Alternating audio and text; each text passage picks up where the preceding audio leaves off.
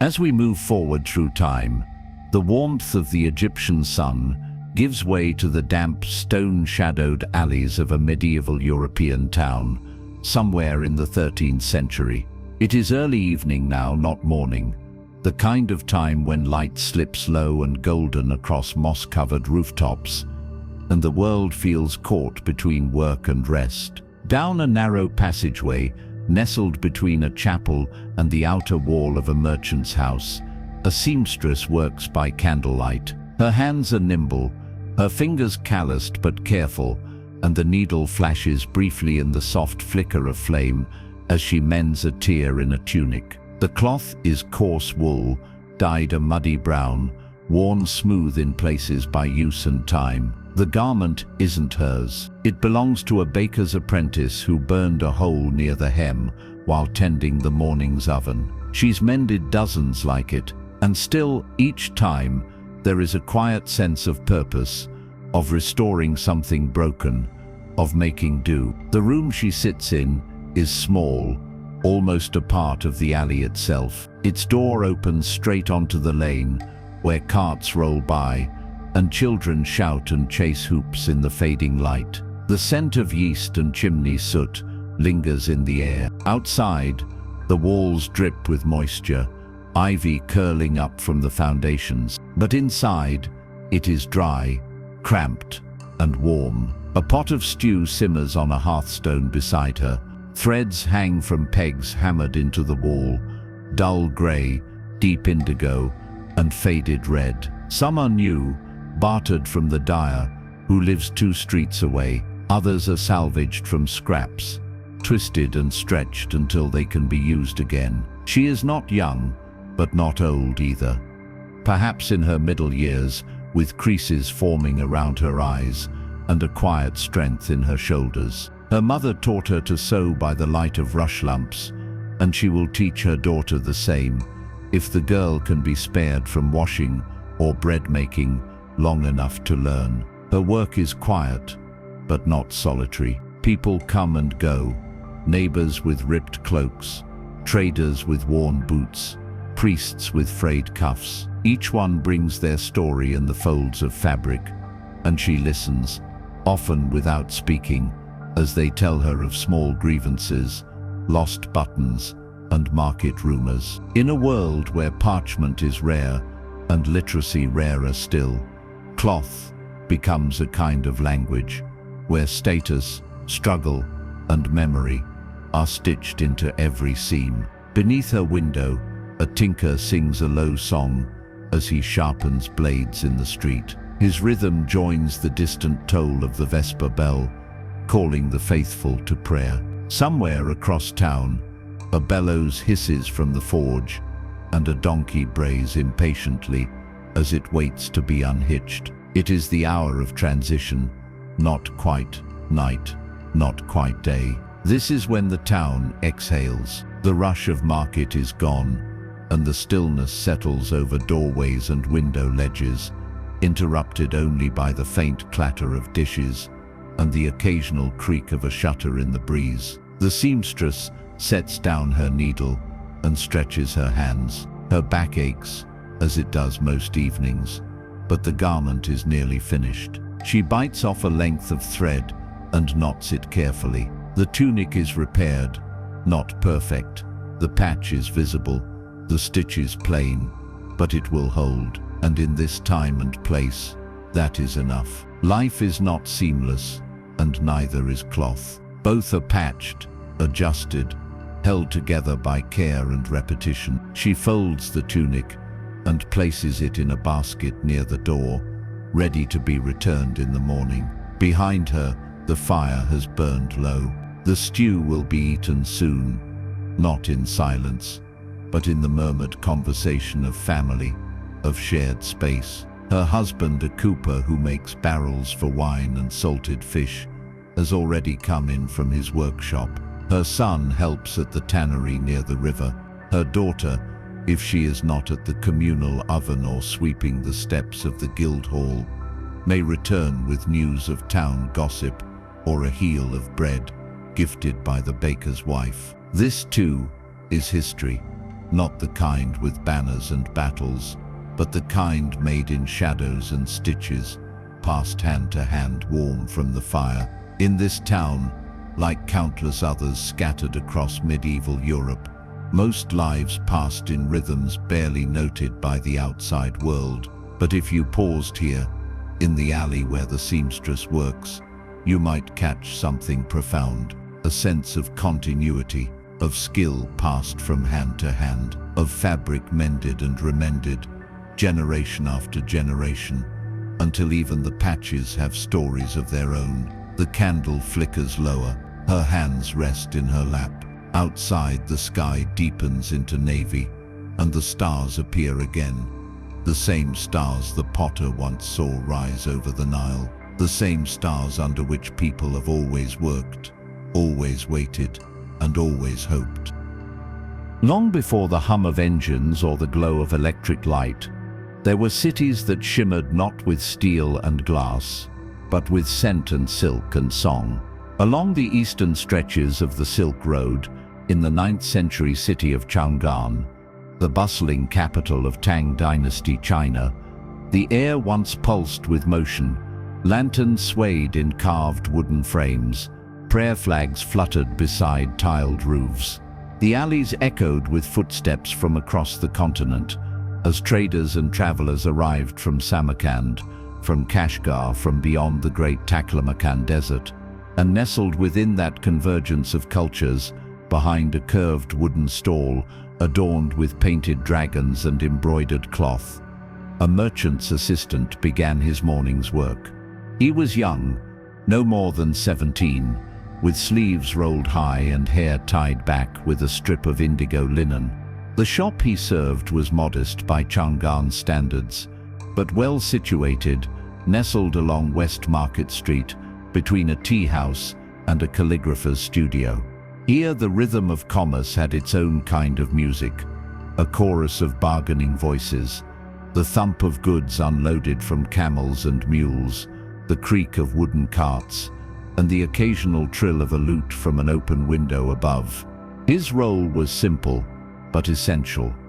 Before the city had fully woken, he had swept the shop's entrance clean, lit a stick of sandalwood incense, and arranged bolts of fabric in cascading rows, silk from the southern provinces, wool traded from distant steppes, and cotton cloth wrapped carefully in protective layers of paper and twine. The merchant himself, a middle-aged man with a quick wit and a weathered brow, was out that morning securing a shipment of star, anise, and cardamom. And so, for now, the shop belonged to the assistant, and he relished these moments of calm before the crowd thickened.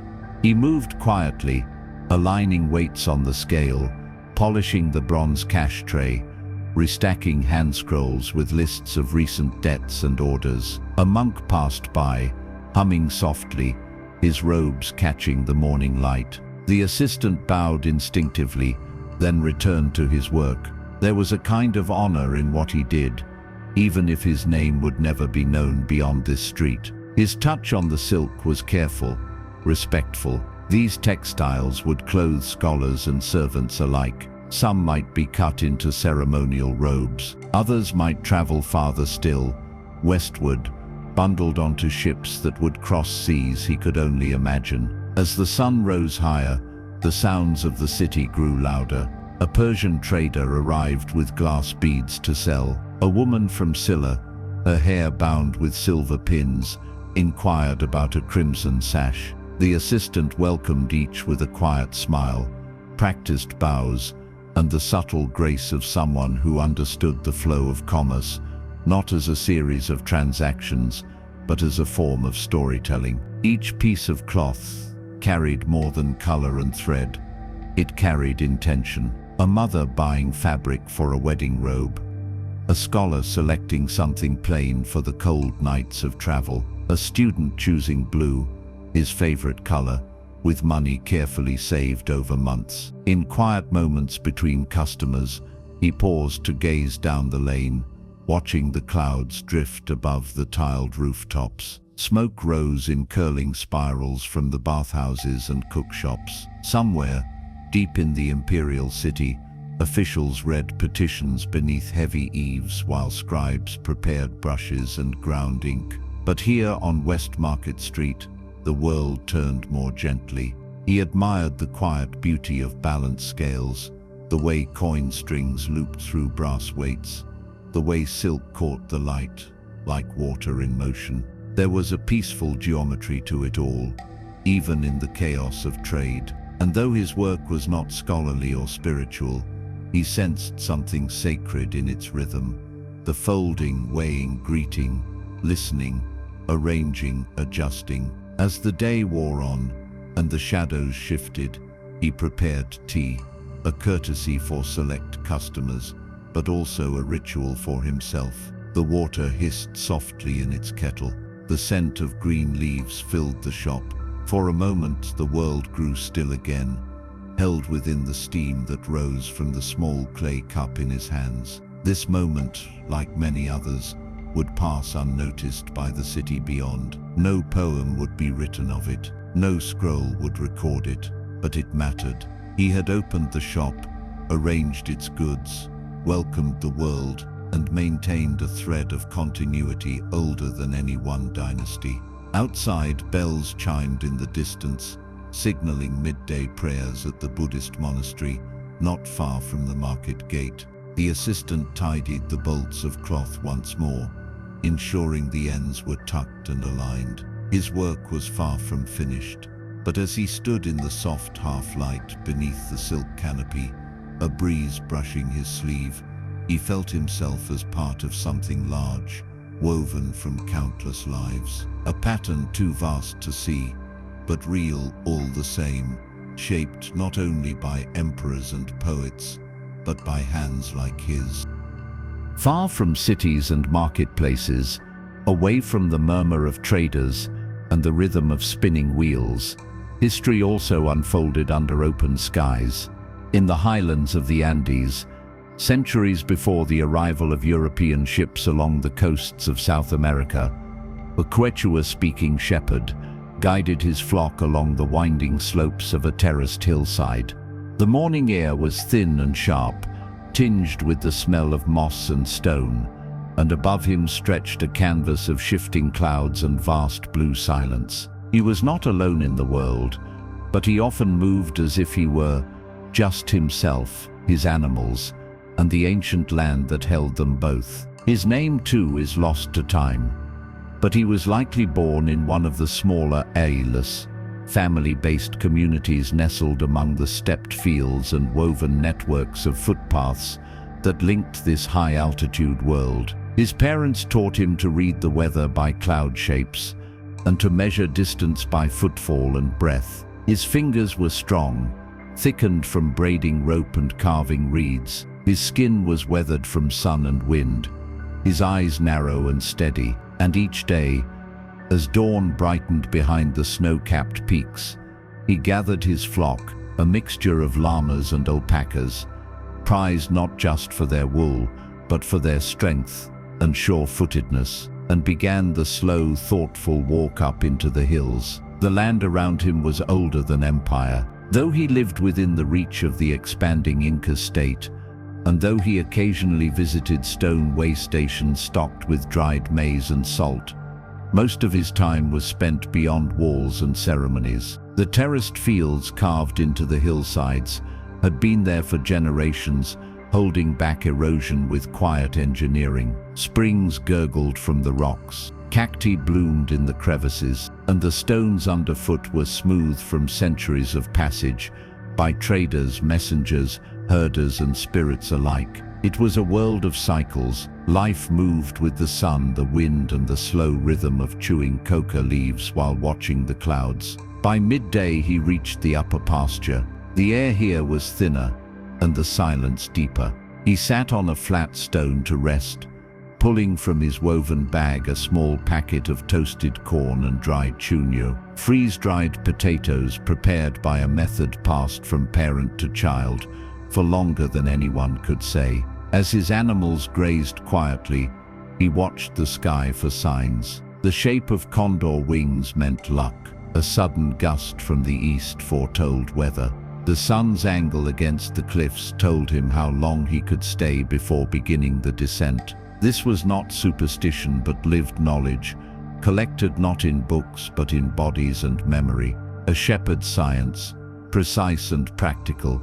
In his pouch, he also carried something less tangible, a small stone shaped like a mountain peak, worn smooth by thumb and time. It was a huaca, a sacred object, linked to a particular place or ancestor. He didn't speak of it often, but he touched it gently each morning, a gesture of thanks or grounding. In this landscape, the divine was not distant. It lived in rocks, rivers, and wind. Mountains were not simply geological features.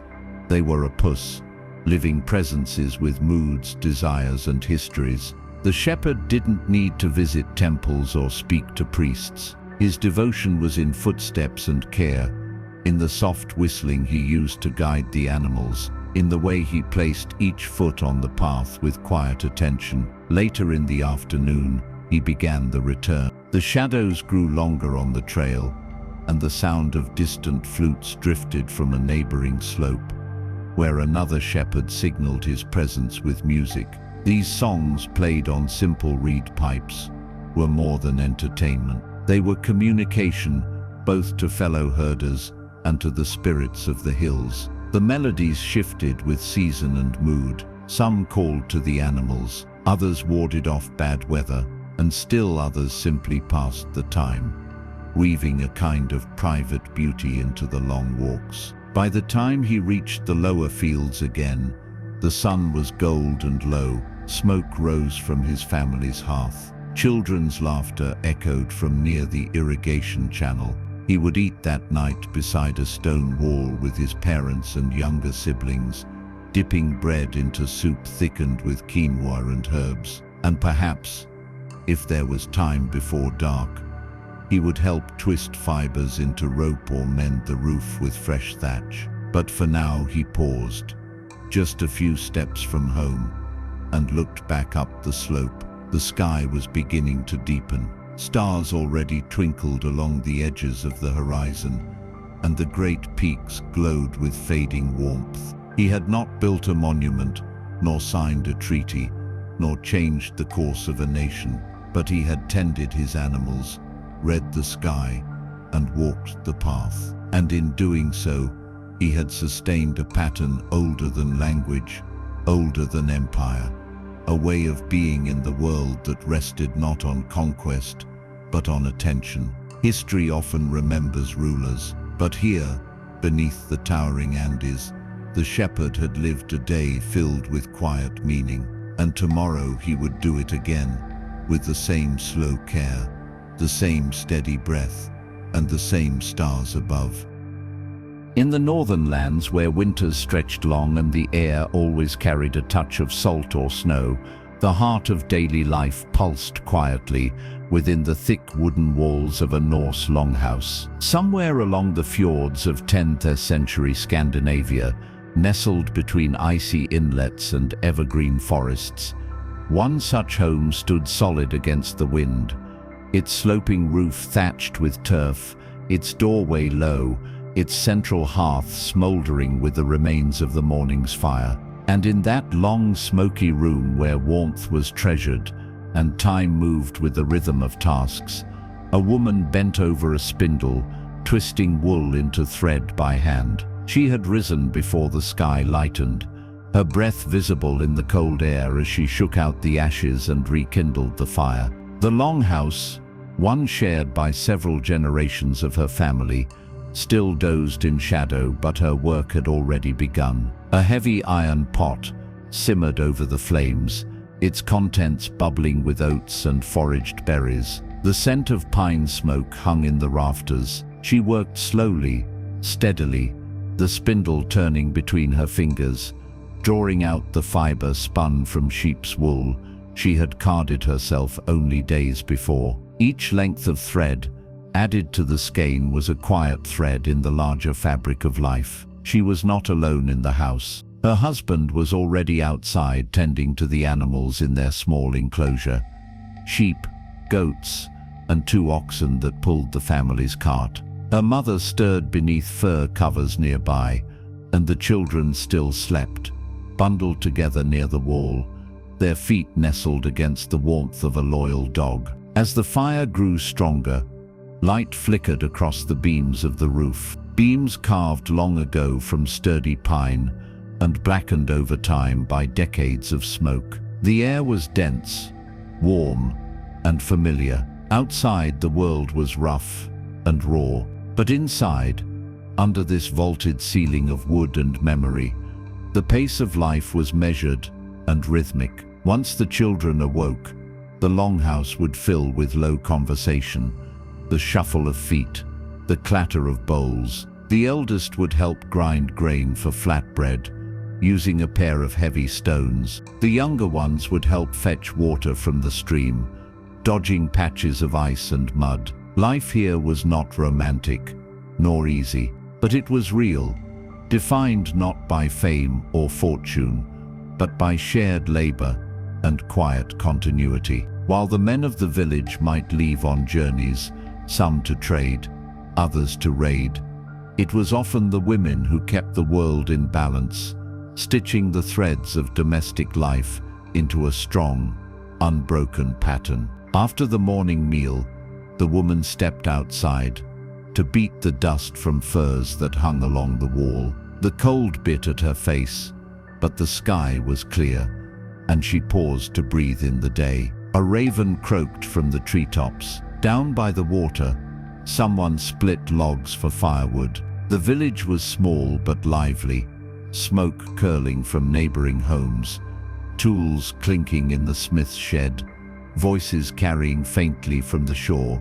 where a boat was being repaired. Each sound belonged to a task, and each task to a person whose life unfolded, not on a battlefield, but on a loom, at a hearth, by the edge of a pasture. She returned inside to continue spinning, the wool gradually forming a ball of yarn to be dyed with onion skin or lichen, then woven into cloth on a warp-weighted loom that stood near the back of the house. It was slow work, but there was pleasure in the slowness, in the soft sound of the spindle spinning, in the knowledge that these threads would soon be part of a tunic or blanket that would warm a child through the coming winter. Her hands moved without thought now, years of practice etched into her fingers, and her thoughts drifted as the thread grew longer. Perhaps she remembered a summer festival years ago. Perhaps she thought of the boat her brother sailed on, and whether it might return before the ice came. Perhaps she simply listened to the creak of the roof beams, to the fire's soft breathing, to the layered silence that comes when everything is, for a moment, in balance. Later, when the sun dipped low and the room returned to dusk, she would set the spindle aside and help prepare the evening meal. Dried fish, boiled turnips, bread warmed against the hearthstone. The family would gather in a circle, passing food and stories. And after the children had drifted to sleep again, and the fire had been banked low for the night, she would sit for a while in stillness, her back against the wall, her feet wrapped in wool, her thoughts quiet. This too was history, not in the carved rune stones that dotted the hills, but in the smaller rituals, in the daily kindnesses, in the fabric mended and rewoven, in the silence held between those who labored side by side. Outside, the stars brightened above the fjord, the wind rattled lightly against the roof, and within the longhouse, another ordinary day folded itself into the fabric of the past, warm, woven, and quietly enduring. Across the edge of the Sahara, where the golden light of dawn stretches across an ocean of sand, a slow-moving caravan pressed forward. The year was sometime in the 14th century, and the great trade routes of West Africa pulsed with movement, salt, gold, cloth, and knowledge weaving their way between kingdoms and oases. Camels shifted rhythmically beneath their loads, bells jingling softly from their harnesses. The caravan's heart was its rhythm, Not just the pace of hooves and footprints, but the measured timing of water stops, the rise and fall of campfires, and the smell of simmering stew thickening under the desert stars. Among these rhythms moved a figure rarely remembered, the caravan cook, guiding fire and flavor in a world of dust. He was lean, sun-darkened, and wrapped in layers of linen and dyed indigo cotton. His face was shielded from the wind by a loosely wrapped turban, and his hands bore the calluses of constant work, not only from lifting kettles or grinding spices, but from securing packs, gathering fuel, and keeping an open ear for trouble. His place in the caravan was neither high nor low. He was not a merchant, nor a guard, nor a scholar, but his role was just as vital. Without food, the bodies slowed. Without warmth, the spirit weakened. And so each evening, as the camels knelt in long lines and the traders unfurled their mats, he began his preparations, coaxing fire from scrub wood and dried dung, then stirring millet, lentils, and sun-dried vegetables into clay pots. Blackened from years of travel, the journey they undertook was vast. Perhaps it had begun in the legendary city of Timbuktu, whose mud-brick libraries and bustling markets stood like mirages on the edge of the known world. Or perhaps it had started farther south, in the forest kingdoms, where kola nuts and ivory were packed in woven baskets to be sent north. In either case, the caravan's days were long and deliberate. They moved by the stars, by memory, by the landscape's ancient clues. Tufts of desert grass meant hidden water. Cracks in a dune signaled shifting wind, and in all of it, the cook was there, not just to prepare food, but to mark time. His meals were the punctuation of the journey, moments when conversation softened and shoulders eased, when men gathered and shared stories between mouthfuls of spice and grain. By midday, he walked near the rear of the line, keeping an eye on the packs of dried dates, salted goat, and hard biscuits tucked inside woven panniers. He listened to the guards' low laughter, to the occasional muttered prayer, and to the desert itself, wind against leather, the scrape of sandals on stone, the long silences between sounds. In his bag were precious items, a pouch of coriander and fenugreek, a dried chili or two, and a well-worn ladle carved from acacia wood. These spices were treasures not just for taste, but for comfort. A hint of heat, a familiar aroma. They brought memories to life in the middle of an endless horizon. At dusk, after the tents had been pitched in a half-moon circle, he worked with quiet speed. He built his fire at the center of camp, where all could see the light and feel the heat. Pot by pot, he added water drawn from leather skins, then stirred in crushed grains with a practiced hand. A twist of cumin, a bit of dried onion, a bone saved from a previous kill, all transformed into a meal that, while simple, fed the caravan's unity. He always tasted first, not for safety, but for balance. Too little salt, and the body tired. Too much, and the thirst grew unbearable. These were things he understood deeply. His recipes were not written.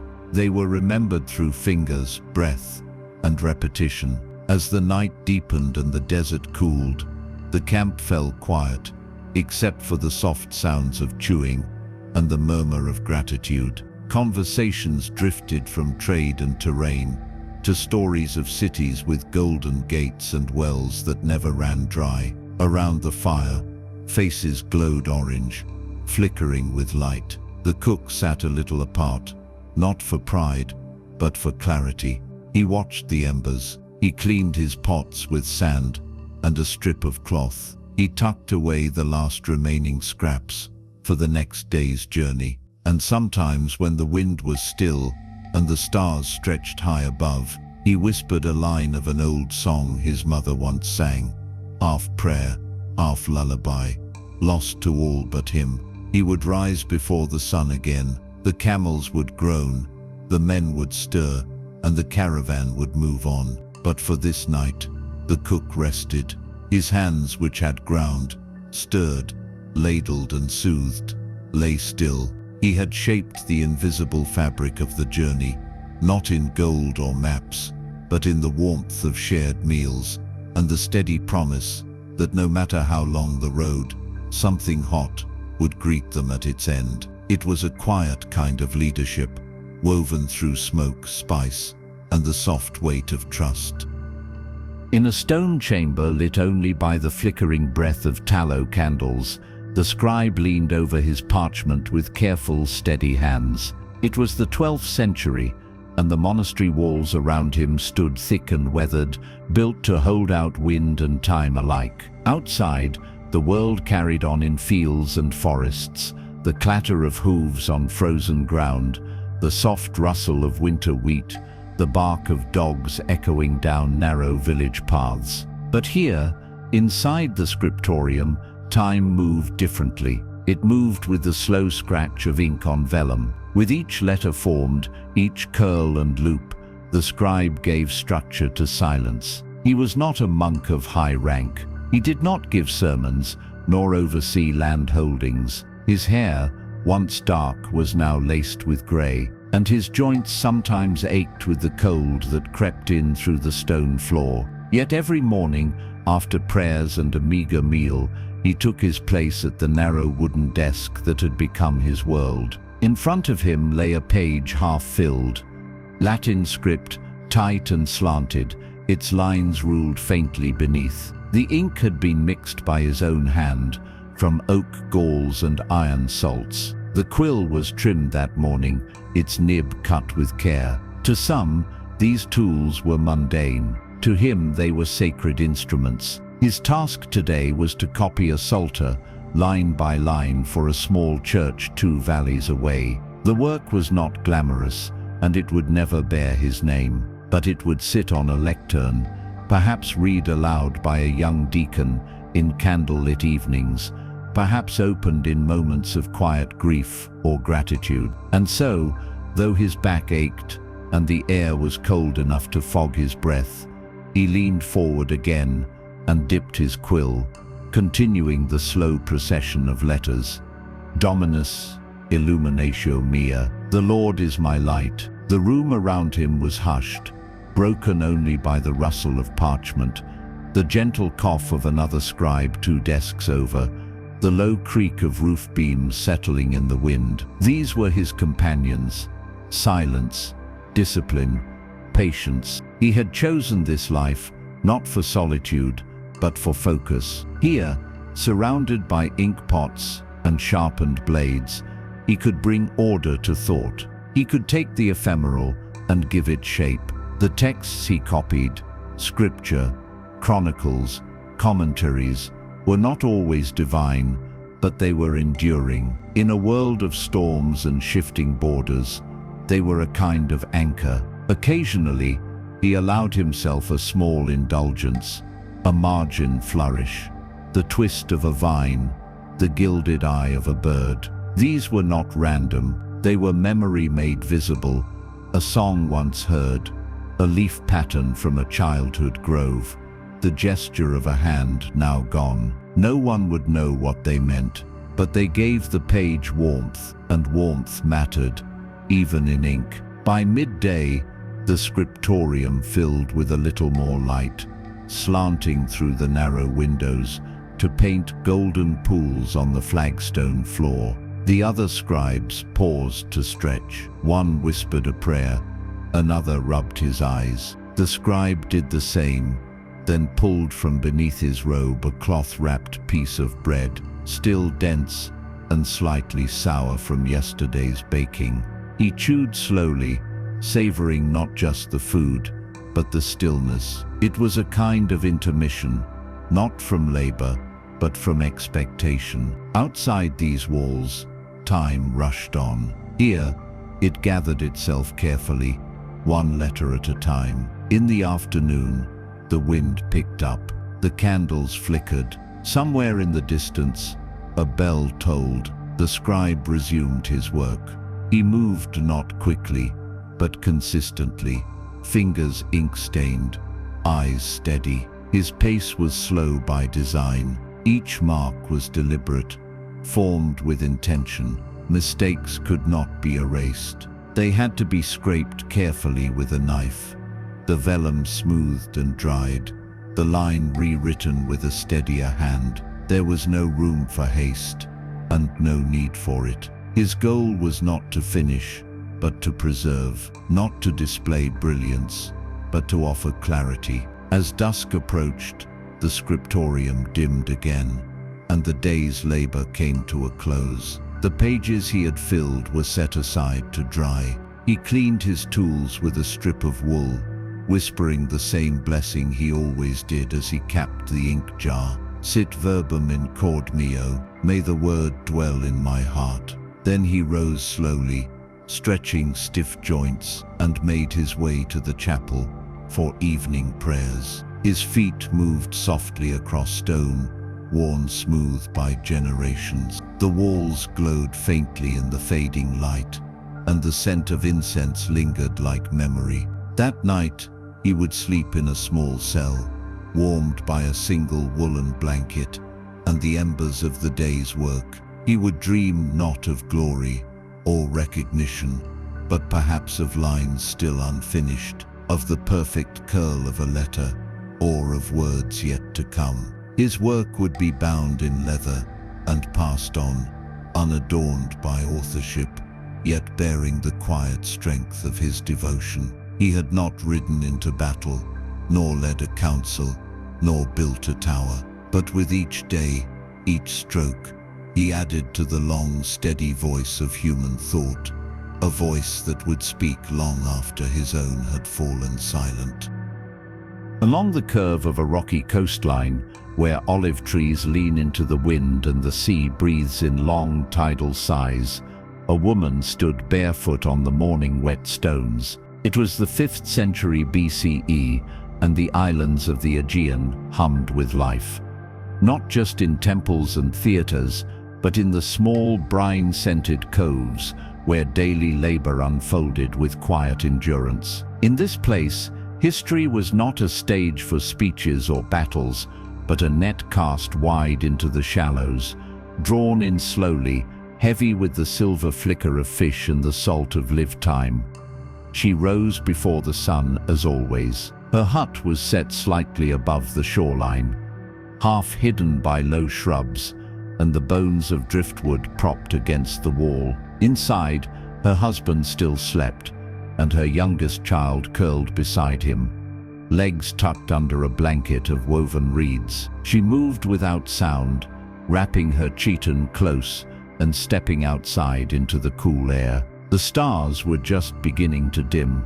Waves lapped gently at the shore. Farther out, a boat rocked lightly, moored to a stone with thick rope. Her basket, tightly woven and patched many times, waited beside the door. She slung it over her back and made her way down to the small inlet, where the tide had pulled in seaweed and broken shells. Here, between jagged rocks and smooth sand, she worked, not alone, but quietly apart. Other women in the village might join her later, bringing baskets and laughter, but in this moment, it was only her, the water, and the quiet rhythm of the tide. She waded in, the hem of her garment darkening as it soaked. With a short-handled net and practiced hands, she began her work. The shallow pools held fish drawn in by the moon's pull, along with shellfish and crabs, nestled beneath stones.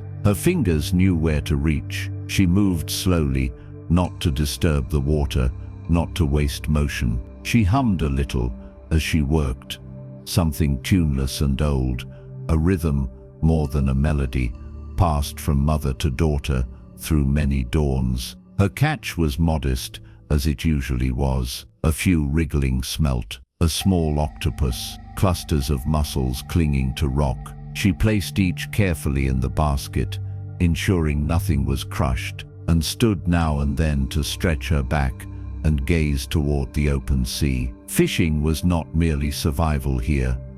It was a thread that held the village together. The men sailed farther out, in larger boats with weighted nets and jars for amphora-bound trade. But the women kept the coastline alive, filling meals with flavor and households with sustenance. By mid-morning, the sun had begun its climb. Light danced across the water in scattered gold, and the sea breeze lifted strands of her hair across her cheek. Behind her, smoke curled from the village hearths. Children chased chickens along the slope, their voices sharp and bright. She pulled the last of the seaweed from her net and began the walk back up the path, her basket now heavier but still manageable. Along the way, she paused by a flat rock to rinse her hands in a trickle of fresh water.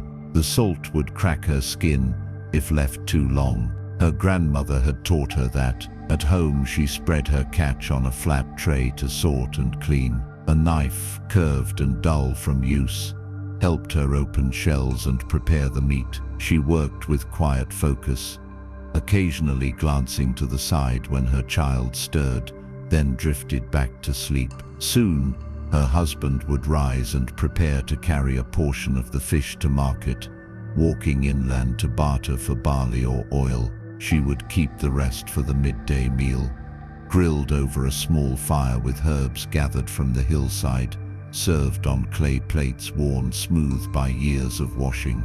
The life they lived was not one of wealth or ceremony, but it was full of motion, full of knowledge, full of cycles repeated through the generations. The sea brought its gifts and its risks. Storms could rise without warning. Nets could come back empty, but for now the water had provided, and the day would unfold gently. She wiped her hands on a linen cloth, her fingers already stained with fish oils and brine. Then she turned to stir the coals, to prepare a fire to wake her son with a touch to his shoulder. There were no statues carved in her honor, no epics sung in her name, but she shaped her world with quiet persistence in the meals she made, the nets she mended, the hours spent ankle-deep in tide and time. And that evening, as the sun dipped into the horizon and the sea turned dark and glassy again, she would step outside her door, breathe in the air, and listen to the lull of the waves, the same lull her mother heard, the same lull her daughter might one day inherit. In that sound was history, not of conquest, but of constancy. There once stood a line of kilns, nestled into the bankside. The sun, high and heavy in the sky, beat down on the baked mud plains of what we now call ancient Mesopotamia, a cradle of civilization where irrigation channels threaded through wheat fields and palm groves whispered with wind. In one such place, around the 3rd millennium BCE, a man bent to lift a brick from a drying rack. It was warm to the touch, almost firm, its edges still slightly soft. He turned it in his hands, inspecting the corners. This was his craft, shaping earth into permanence. One brick at a time, he worked with his feet in the dust and his hands in the clay. His tunic clung to his back with sweat, and the scent of wet earth and wood smoke lingered in the air. Nearby, a shallow pit held the mixture, water drawn from the canal, combined with chopped straw and soil dug from the river's edge. He mixed it in silence, using a flat wooden paddle to stir and fold, occasionally pausing to let the heavier silt settle. The process was known to him as instinct. There were no instructions beyond memory. He could feel the right texture between his fingers, sticky but not too wet, fibrous but smooth. Beside the pit stood wooden molds, rectangular and worn from use. He pressed the clay into them with practiced pressure, smoothing the surface with a strip of reed. Then he lifted the mold away, revealing the clean form of a future brick. He placed it gently onto a drying platform, one among many lined up in neat rows under the unforgiving sun. The bricks would sit here for several days before being fired, turned from soft earth to durable building block, ready to form walls, roads, temples, or homes. Sometimes they were simply sun-dried. Other times, as now, they would be hardened by flame, stacked into dome-shaped kilns, sealed with mud, and fed with fuel until the interior glowed red. He was not alone in his work.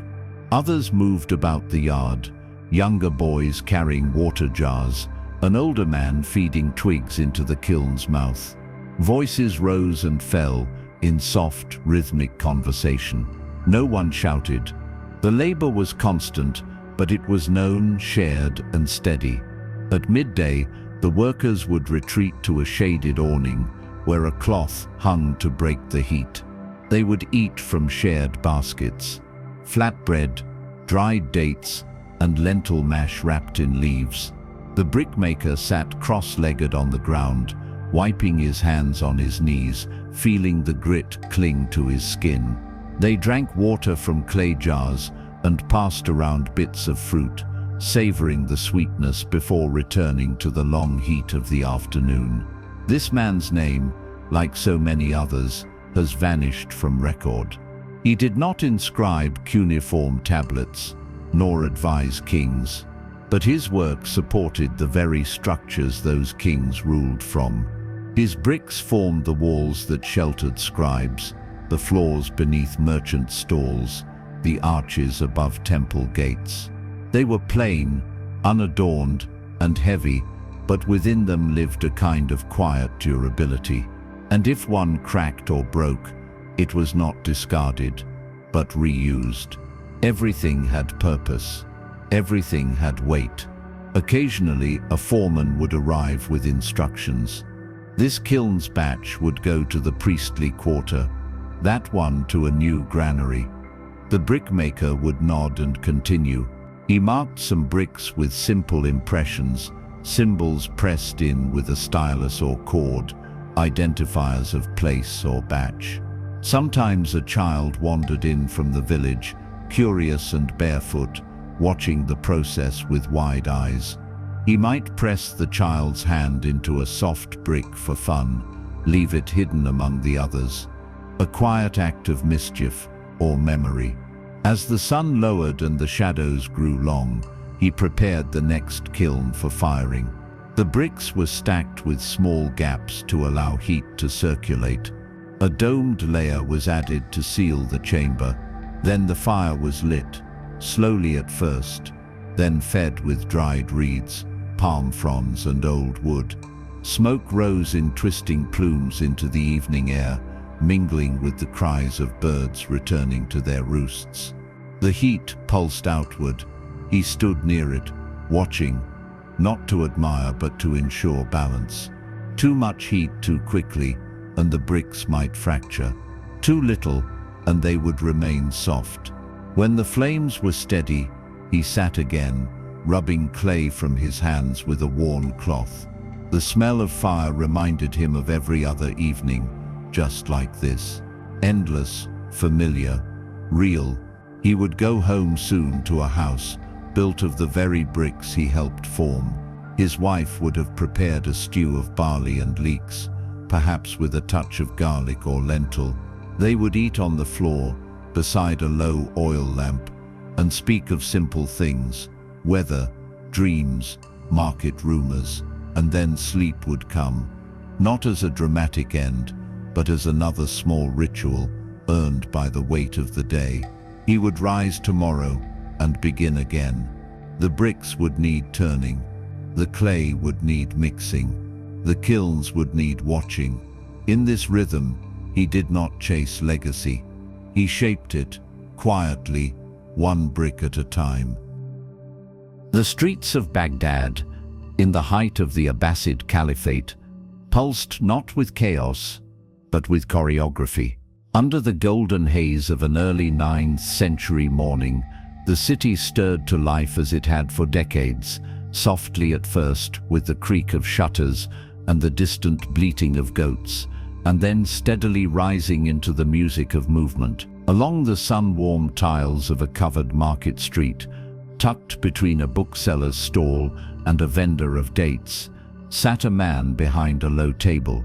He was neither a scholar nor a merchant, though he served both in turn. His job was simple.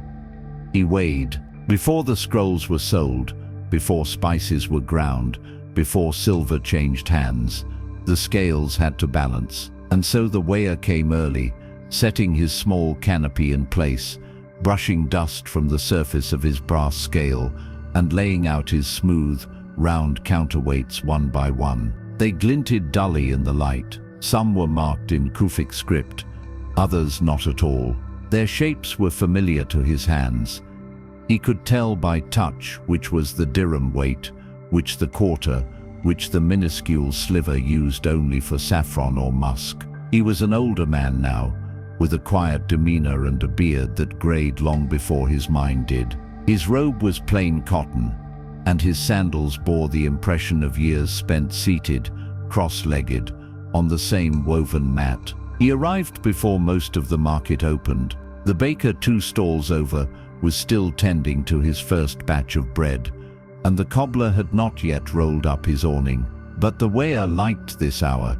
He liked the hush before the hum. He liked wiping each part of the scale, checking its balance with a practiced eye, then resting his hands on his knees and listening. Around him, the world began to bloom. A boy ran past with a string of lemons. A scholar nodded on his way to the house of wisdom, robes trailing in the dust. The air smelled of cardamom, fresh ink, and sun-warmed wool. Gradually, the sellers arrived.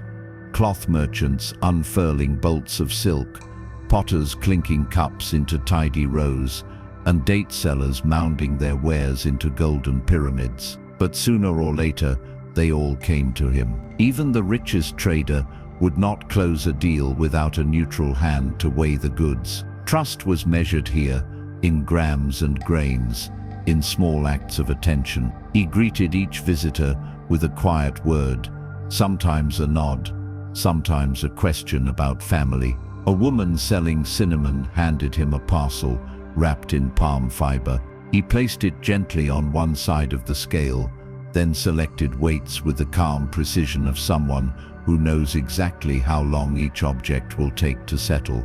A subtle tilt, a soft clink, a moment of stillness, then balance. He raised his hand, a signal. The weight was correct. The buyer nodded. The sale proceeded, and he moved on to the next. His job was not dramatic, but it was essential, a fulcrum on which the market turned. Without fairness, trade failed.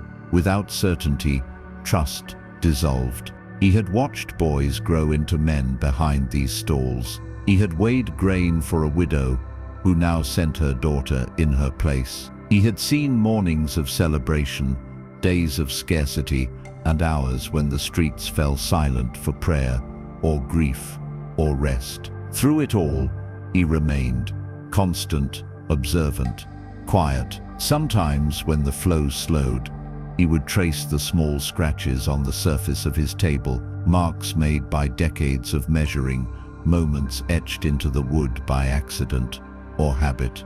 He knew that most who passed him by did not notice the scale unless it tilted, but he didn't mind.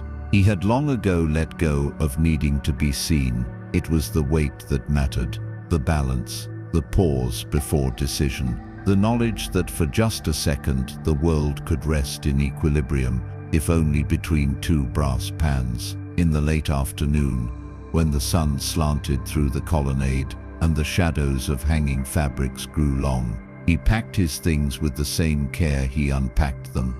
The weights returned to their bag in a soft series of clicks. The scale was disassembled, its arms and pans wrapped in cloth. He dusted the table one last time, folded his mat, and nodded to those still lingering nearby. Some days he stopped for bread and olives on his way home. Other days he walked in silence, watching the river turn gold beneath the bridges. At night, In a small courtyard garden shared by his family, he sat beneath a fig tree and listened to the crickets sing. His daughter brought tea. His grandson asked to see the weights again, fascinated by their smooth feel and perfect heft. The old man smiled, placing one in the boy's palm. "Hold it steady," he might have said. "Let it teach you balance." No tower bore his name, no calligraphy recorded his trade, but through every fair deal, every honest measure, every moment of patient stillness, he shaped the rhythm of his city, not with grandeur, but with gravity.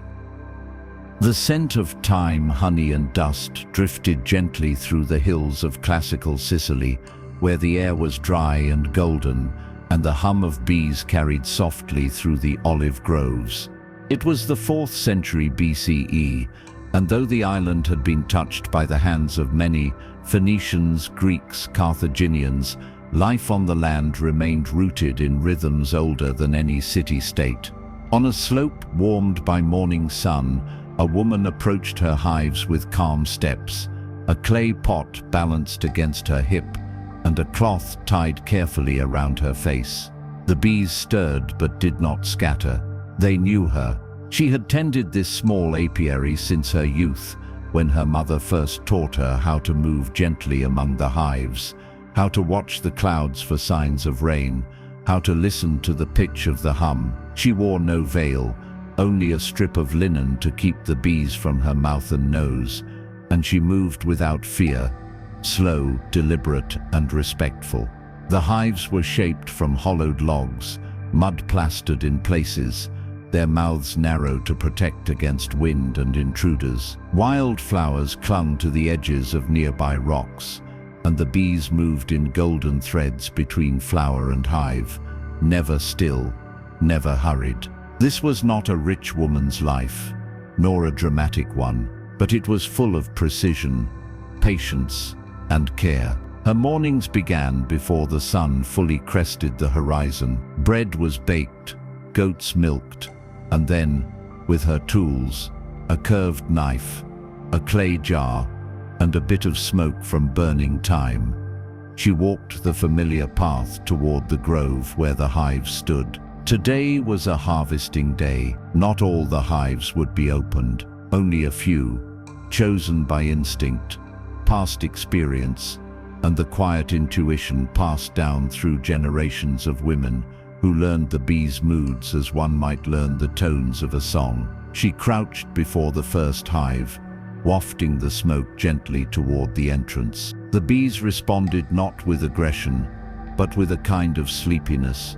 Retreating inward, she removed the hive's lid, a piece of flat slate, and peered inside. Honeycomb glistened in the dim light, thick with amber richness. She hummed a little as she worked, not for the bees but for herself, a melody that belonged to no song, only to the moment. With her knife, she sliced a section of comb and placed it into the jar. Not too much, always enough for the bees to recover, always enough left behind. The honey she gathered would serve many purposes. Some would be used in cooking, drizzled over barley cakes, stirred into herb infusions, or paired with soft cheese. Some would be offered at the temple altar in the nearby town, a sweet gift to the gods, and some would be traded at the local market for items she could not grow herself. Salt, wool, copper pins. But even if no coin ever passed hands, the honey had value beyond price. It was medicine. It was nourishment. It was time made tangible. Every drop held the memory of flowers, sun, and season. Her hands were stained with wax, her fingertips sticky and sweet. She worked slowly, giving the bees time to resettle, her movements careful not to crush or disrupt. Occasionally, she paused to brush a bee gently from her wrist, murmuring softly, as though in conversation. They had never stung her, not in years. She understood them, and they, in some quiet way, understood her. Around noon she returned home, her jar now half full, sealed with a linen cloth, tied tight with twine. Her house was made of stone and earth, nestled under a fig tree whose branches cast welcome shade. A pot of lentil stew simmered over the hearth. Her daughter, barely 12, sat nearby spinning wool with clumsy fingers, occasionally stopping to swat at flies and scowl. The woman smiled and set the jar down, then knelt to help. No scolding, no lecture, only a quiet correction, a guiding touch, a soft rhythm of shared labor. The afternoon passed in stillness. Bread baked, herbs sorted, beeswax melted into little discs for later use. The day required no grand decisions, only presence. As the sky darkened to lavender and shadows stretched across the fields, the woman stepped out one last time to check the hives. She watched the bees returning, one by one, heavy with pollen. The hum settled into an evening drone. A warm breeze stirred the olive leaves overhead, their silver undersides catching the last light. She stood still, listening, not to words, but to the harmony of all things, of bee and flower, of wind and root, of labor and rest. In the world's great histories, no scroll recorded her name, but the honey in a soldier's satchel, the offering placed at a sacred altar, the sweetness on a philosopher's tongue, all may have come from her hives, from her hands, from this quiet hillside where bees returned, season after season, to the steady care of a woman who asked for little and gave much. When twilight began its slow descent over the rooftops of Istanbul, casting long shadows through narrow lanes and gilded courtyards, a quiet figure stirred in the lower districts of the city. It was the late 17th century, and the capital of the Ottoman Empire stood proudly at the crossroads of continents, a place of palaces and prayer calls, of domes rising like islands through the mist, and ships crowding the glinting waters of the Bosphorus. But beneath this splendor, in the twisting stone alleys of the city's humbler quarters, there walked each evening a man whose name few remembered, though many relied upon. He was a lamplighter, one of several who moved silently through the dusk, coaxing light back into the corners of the darkening world. His tools were simple: a long, curved pole tipped with a flame, a small ladder slung across his back, a pouch of oil flasks, and a cloth to clean the glass chimneys that sheltered each flame from the wind.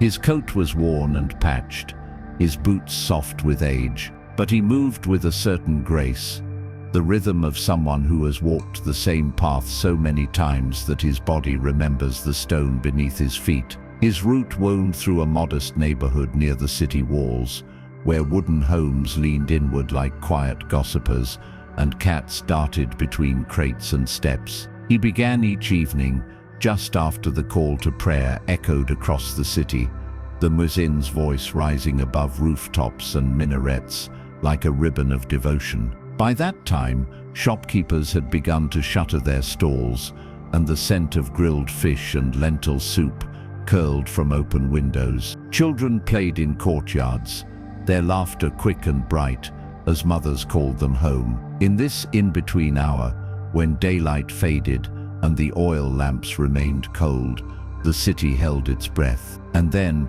with a soft flicker, the first flame bloomed at the end of a street. A golden bead of light sparked from his pole. He moved on, lighting each lamp with care. Some were set high on iron posts, others hung from wooden beams, others still were mounted directly into the walls of shops and homes. Each had its own quirk: a latch that stuck, a wick that burned too fast, a pane of glass that rattled when the wind changed. He knew them all, adjusted them as needed, trimmed the wicks with a little blade, and whispered, sometimes, out of habit or affection, as though the lamps might hear. There was no rush. The light must be steady, not hurried. The flame must catch properly, not forced. His was a task of rhythm, not spectacle. By the time he reached the middle of his route, the city had transformed. What was once shadowed and grey now glowed in soft orange halos. Doorways became islands of welcome, windows shimmered.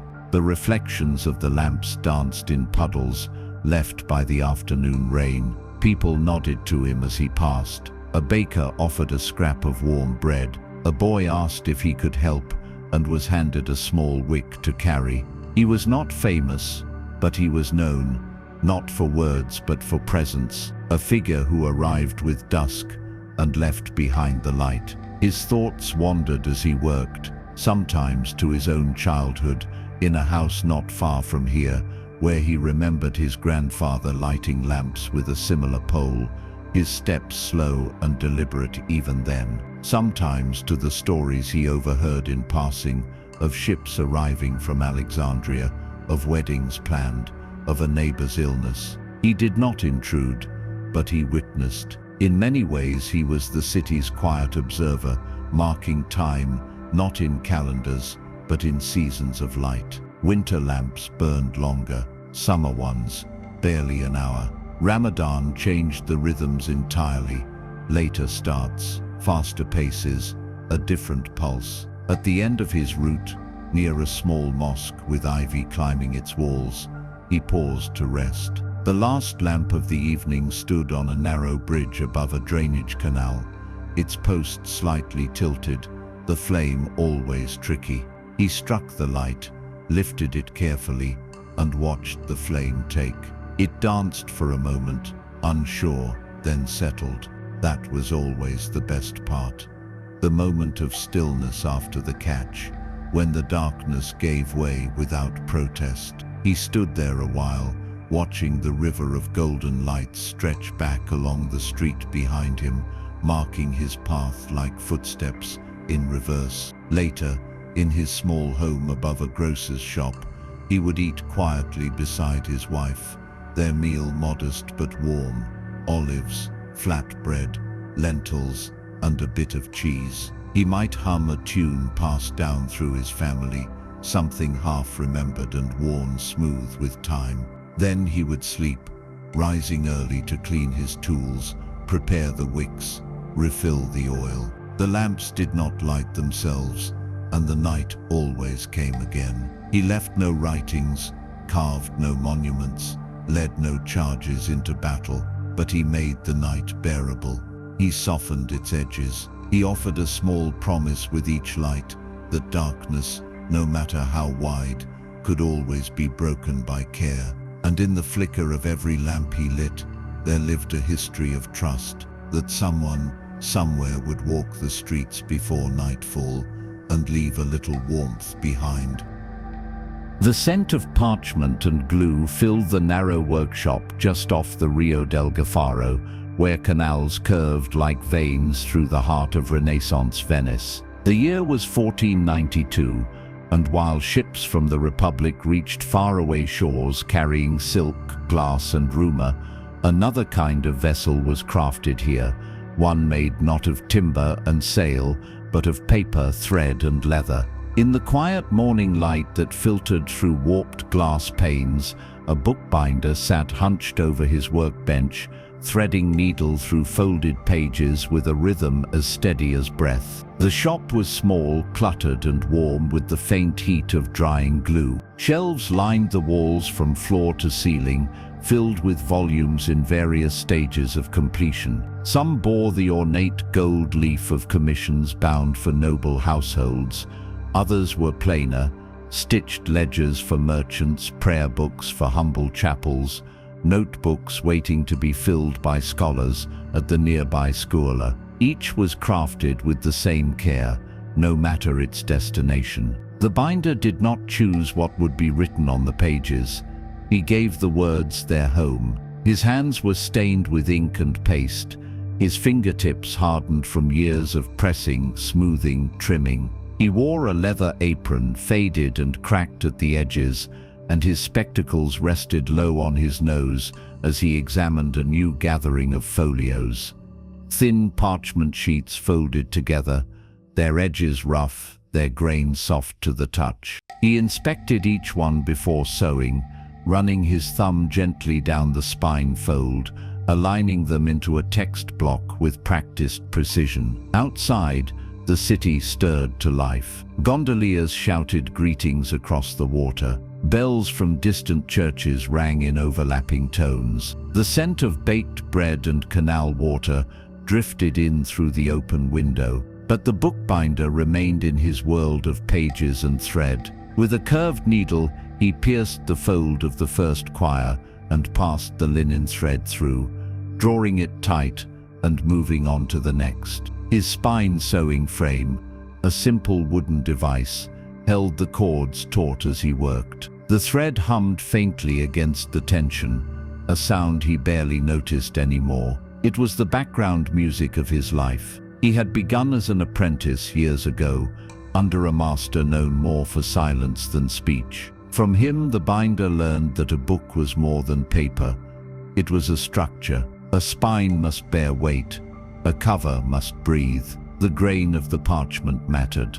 The pull of thread changed the shape of a page. He had stitched hundreds of books since then, maybe thousands. He had never written one, but every book he bound passed through his hands, touched by his judgment, steadied by his skill. Today's commission was a small devotional, handwritten on fine parchment. Its script elegant but faintly smudged in places, likely the work of a scribe hurrying to meet a deadline. The binder frowned slightly, not in frustration, but in sympathy. He knew the pressure of invisible deadlines, of whispered expectations. The pages would be trimmed, the edges smoothed with pumice, the spine sewn and glued, and then enclosed in goatskin, a soft brown leather he had dyed himself just days ago. When finished, it would be no grand tome, just a book, but it would outlast them both, if made well. By midday he paused to eat. Bread, olives, a piece of hard cheese. He sat on a stool by the doorway watching as neighbors passed. A fish seller wheeled his cart. A boy darted after a ball. A priest in dark robes nodded as he passed, clutching a bound missal the binder recognized as his own work. These brief glimpses grounded him. He did not travel, but his books did. He had heard from a sailor once that a ledger he bound had made it as far as Alexandria. He wondered sometimes what became of these objects once they left his hands, whether they were read with care, whether they were dropped, damaged, dog-eared, loved. In the afternoon, he returned to his bench and began attaching the covers, thin boards wrapped in leather, pressed gently against the spine with a glue made from boiled parchment scraps and flour. He used a bone folder to crease the end papers, then wrapped the whole volume in linen cloth to rest under weights overnight. Tomorrow, he would stamp the spine with gold leaf, a quiet flourish for a modest book. Tonight, he would wipe down his tools, stretch his back, and walk home along the canal, the light on the water flickering like candle flames. At home, he would share a meal with his sister and her son, whom he was teaching to read. They lived above a wine shop, and the smells of yeast and oak soaked into the floorboards. The boy would ask about the books. "What's in them?" he'd say. The binder would shrug. "Stories," he'd reply. "Prayers, numbers, names." And though he didn't know the words within, he took comfort in their preservation, in giving form to thoughts that might otherwise drift away. He was not a printer, not a poet, but his fingerprints rested in every binding. His craft held knowledge together, and long after his breath had stilled, someone, perhaps centuries later, would open one of his books and find, in the quiet creak of the spine, the echo of his care.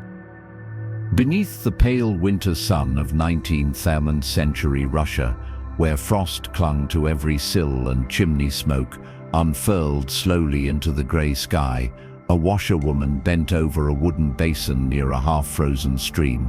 Her hands were red from the cold, her sleeves soaked past the elbows, but her motions were steady and sure. She worked without complaint, kneeling on a plank, laid over the frozen mud, her breath rising in small clouds with each slow exhale. In this remote village, far from the gilded halls of St. Petersburg and the roaring factories of Moscow, the rhythm of survival was built on labor like this, repetitive, invisible, and constant. She had been up long before the sun crested the frost-covered trees. Her fire had to be coaxed back to life from the coals of the night, and water drawn from a well whose rope froze stiff with the morning chill. Inside her home, a small wooden izba warmed by a stone stove and insulated with straw, she left behind the smells of cabbage soup and rye bread, her 2 children still asleep beneath patchwork quilts. Her husband had gone to the forest at first light, carrying his axe and a quiet tiredness that matched her own. There were no holidays this time of year, only the long stretch of snow-covered days and the work they required. She carried the clothes in a wicker basket lined with cloth, careful to keep the damp from seeping into the hem of her skirt. The garments were heavy, thick woolen tunics, linen shirts, stained with ash and oil, a pair of trousers torn at the knee. Each one held the weight of days already lived. A child's shirt with a missing button, an old apron frayed at the edge from years of wiping hands. She knew these clothes, and in a way she knew the people who wore them more intimately than anyone else. Dirt revealed what hands had touched. Stains whispered of meals eaten, of wounds tended, of work done. At the stream, she broke the thin crust of ice that had formed since yesterday, using the blunt end of a washing paddle. Then, with rhythmic motions, she soaked each garment, scrubbed it against a washboard or the smooth side of a stone, and beat it gently to loosen the soil. Her soap was homemade, rendered lye and animal fat, and its scent was faint but familiar. She had used the same recipe since she was a girl, learning from her mother, whose hands once moved in the same way. Now her own fingers were chapped, knuckles cracked, but they did not tremble. This was work that demanded endurance more than speed. Other women joined her by mid-morning, gathering at different spots along the stream, exchanging greetings muffled by woolen scarves. Conversation was sparse, but not unfriendly. They spoke of bread prices, of a neighbor's illness, of a wedding planned in the spring. Sometimes they sang soft, mournful folk songs that rose above the rhythm of scrubbing and carried into the trees like threads of smoke. Their voices did not soar, but swayed gently, like reeds in a frozen river. Once washed, the garments were wrung by hand and laid across low branches or wooden frames to dry in the pale sun.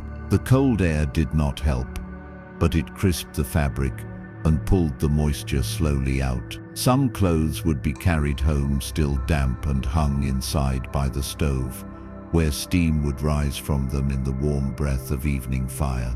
The washerwoman stood for a moment, stretching her sore back, rubbing her wrists. Then she rinsed her arms in the icy water, not out of necessity, but out of habit.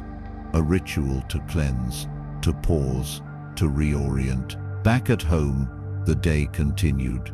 There was dough to knead, wood to stack, boots to mend. But the laundry, heavy and folded, would be placed near the fire, where warmth would finish what sunlight could not. Her children would awaken, rubbing their eyes and reaching for warmth. Her husband would return at dusk with kindling and news from the woods, and she, with her arms still damp and her shoulders tired, would sit on the stool near the stove, threading a broken seam or stitching a patch onto a worn sleeve. This too was a history, not one of grand events, but of repeated care, of tending to the ordinary with hands that did not waver, even in cold that cracked the very air. Her labor did not lead to invention, nor conquest, nor reform, but it held her family together. It cleaned the day from their clothes. It softened the burden of the next morning before it arrived. She would sleep lightly that night, beneath a woolen blanket she had sewn herself, her ears tuned to the wind and the creak of timber, and in the stillness before dawn, she would rise again, because the water never waited, the clothes never cleaned themselves, and the quiet, persistent dignity of her task had no end. Only rhythm, only breath, only time. Far from cities and stone, where the sky touches the earth without interruption, a woman knelt among the stalks of ripening millet, her hands moving in steady circular motions. The wind combed through the grasslands like a slow wave, carrying with it the scent of dry earth, sun-warmed grain, and distant smoke. It was the 13th century, and though the empire of Genghis Khan stretched across continents, in this quiet stretch of the steppe, life was measured not by conquest, but by the turning of seasons and the growth of harvests. She was not a warrior, though she bore the strength of one in her spine and shoulders. Her work was quiet but constant, a rhythm of tending, binding, gathering, storing. The field was part of a larger camp that had settled here for the summer, its gers arranged in a loose crescent around a central fire pit, where meals were shared and tools repaired. She had lived her whole life in movement, from high pastures to riverbanks, from winter grazing lands to spring's damp meadows. But even nomads paused for the harvest, anchoring themselves for a time in the work of growing and reaping. The millet grew in dense rows, its golden heads heavy with seed. It was a crop well suited to this place, hardy, patient, and undemanding. She moved through the rows barefoot, her toes finding balance on the uneven ground. Her knife, curved and sharp, hung from her sash, used to cut the tallest stalks cleanly, then gather them into bundles tied with strips of wool. She worked in silence, the sun warming her back, her thoughts far away, or perhaps not anywhere at all, dissolved into the rhythm of the task. A child's voice called from nearby, and she looked up to see her daughter approaching, a small basket in her hands and curiosity in her eyes. The girl set the basket down and began to help, imitating her mother's gestures with quiet determination. The woman smiled and showed her how to twist the binding cord properly, not too tight, not too loose. These were lessons not written, not spoken, but passed through repetition, through imitation, through time spent side by side in the same light, breathing the same air. When their arms were full, and the bundles neatly stacked at the edge of the field, they returned to camp. Smoke rose from the central hearth, and the smell of simmering meat and fermented mare's milk drifted on the wind. A group of men repaired a saddle near the largest ger. Children chased one another with shrieks of laughter. Elder women sorted herbs beside a wooden rack, strung with drying meat. The woman added their harvest to the growing pile near the storage tent and took a ladle of hot broth from the communal pot, sipping slowly as she watched the sky. The clouds moved quickly here, one moment clear, the next shifting into streaks of grey. She could read the weather by the wind, the tilt of birds' flight, the hum of insects. If rain threatened, the grain would be hurried under cover. If frost neared, the work would extend into the dark. But for now, the weather was kind, and the fire burned steady. She sat cross-legged on a woolen mat and began to separate husks from grain with a smooth stone and a shallow bowl. The rhythmic grinding filled the air like a low heartbeat. Her husband returned from the pastures with news of the herd. One mare had foaled early. A new calf had wandered near the river bend. She listened as she worked, nodding, her hands never pausing. These exchanges were not dramatic, but they were the glue of life, the stitching together of tasks, of days, of people. As dusk approached, they gathered around the fire, sharing flatbread, broth, and simple stories. Her daughter leaned against her, warm and tired, eyes fluttering with sleep. Later that night, after the flames had burned low, and the stars spilled across the sky in brilliant silence. The woman stepped outside the jar and gazed across the darkened land. There were no fences here, no markers beyond the curve of a distant hill or the line of a familiar tree. And yet, she knew this place, its moods, its textures, its quiet voices. She knew how to walk without a trail, how to find water where the earth whispered it was near, how to carry a harvest without spilling a seed. She had not ridden into battle, nor sat in council, nor dictated the movements of an empire, but she had fed it, sustained it, softened its march with food and fire. Her labor would not be sung in courtly verse, but it was carved into the grain itself, in each husk removed, each stalk bound, each pot filled. The land remembered, even when people forgot. And as the wind rose again, tugging gently at the edges of the sleeping camp, she wrapped her shawl around her shoulders and stepped back inside, the earth still warm beneath her bare feet. The work of her day folded quietly into the vastness of the steppe. Before the streets filled with sandalwood smoke and the temples rang their bells, before the market women set out their baskets and the poets found their morning stillness, there was the baker's apprentice, already awake, already working. In 11th century Kyoto, as the imperial capital of Heian Japan blossomed with refined arts and courtly grace, there existed another rhythm entirely, the soft thud of dough against board, the hiss of rising steam, the whisper of flour dust catching in lantern light. And in the back corner of a wooden shop tucked along a side street near the Kamo River, a boy of about 13 worked with practiced hands and sleepy eyes, shaping the morning's first loaves of mochi and steamed rice cakes. He had risen before dawn as he always did.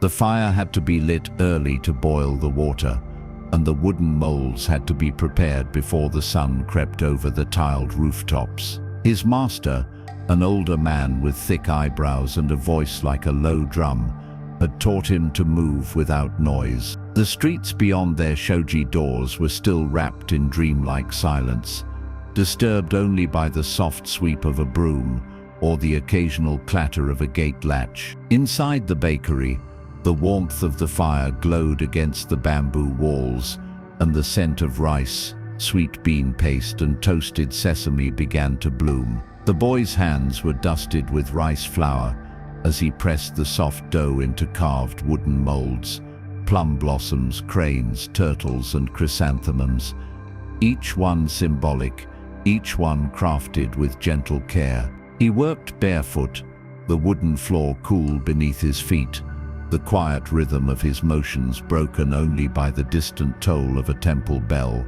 That sound marked the passage of time more than any clock. With each ring, he knew where he should be in his work, kneading, molding, steaming, or wrapping. They made different types of breads and cakes, depending on the season. In spring, pink sakura mochi wrapped in cherry leaves. In autumn, moon-shaped mange filled with chestnut.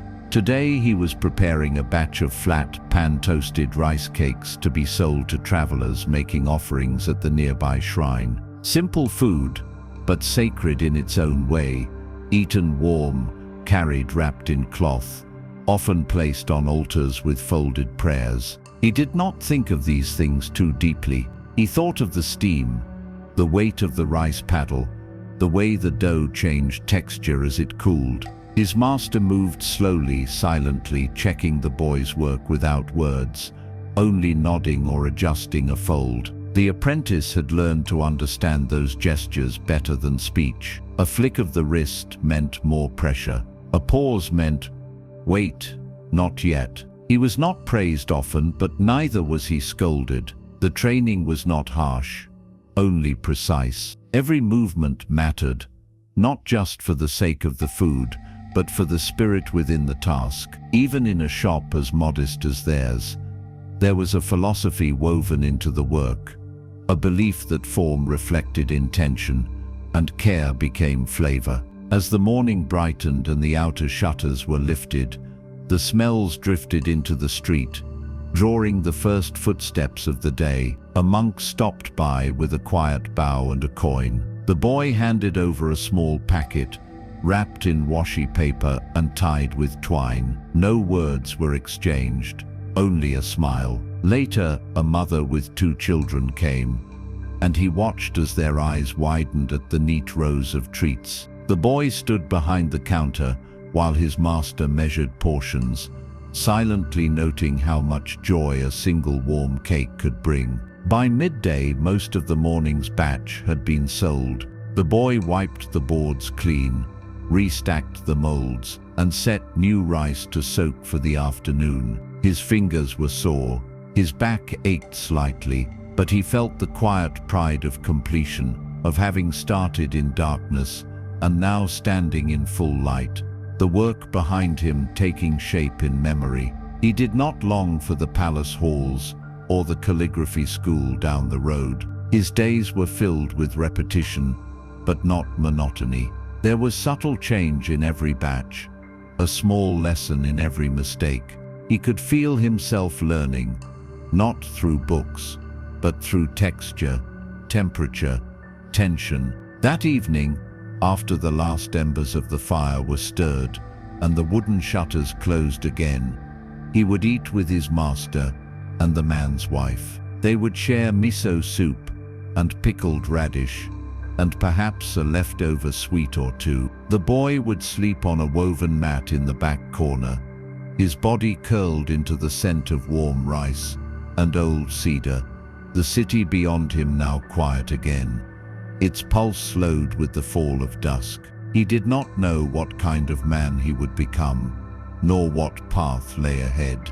But he had shaped food with his hands, fed the city in small, meaningful ways, and sent warmth into the world with each soft bundle passed over the counter. In that, there was something enduring, not remembered in ink or stone, but in taste, in comfort, in the rhythm of rising before the sun, and making something that might, however briefly, bring peace.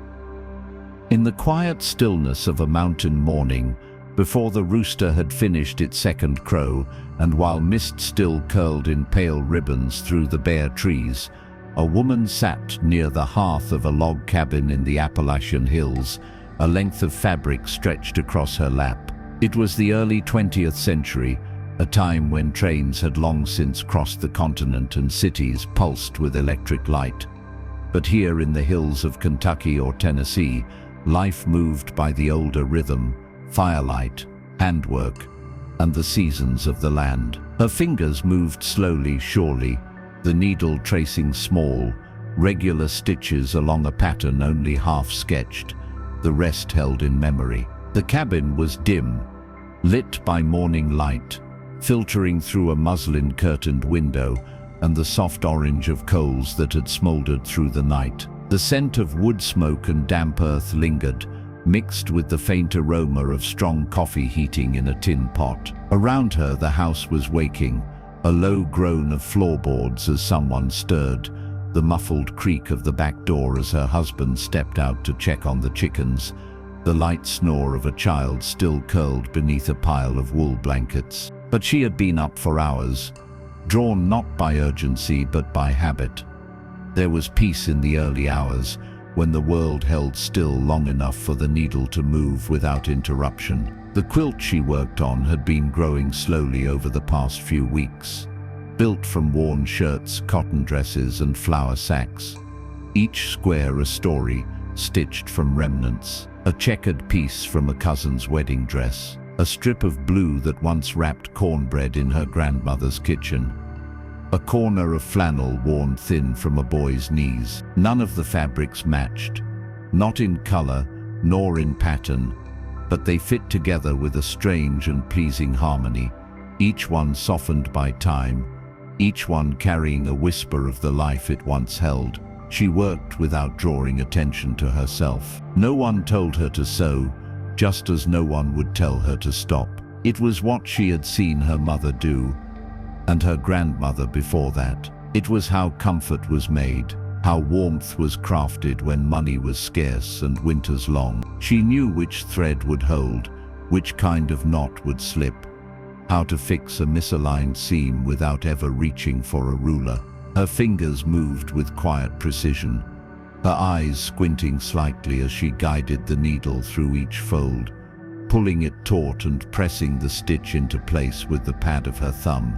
Outside, the hills remained still. The skeletal branches of oak and hickory trees swayed gently in the breeze. A crow called from somewhere across the ridge. Smoke rose from another chimney far down the hollow, barely visible through the trees. She paused briefly to rest her hand and stretch her back, then sipped from a chipped enamel mug before returning to the quilt. Her movements were slow but unhurried, the rhythm not of labor pressed by time, but of creation made to last. By midday, her children would rise and tumble into the kitchen, bare feet on wood, eager for bread and molasses. There would be chores, sweeping, washing, gathering wood, and perhaps a visit from a neighbor carrying preserves or news from the county road.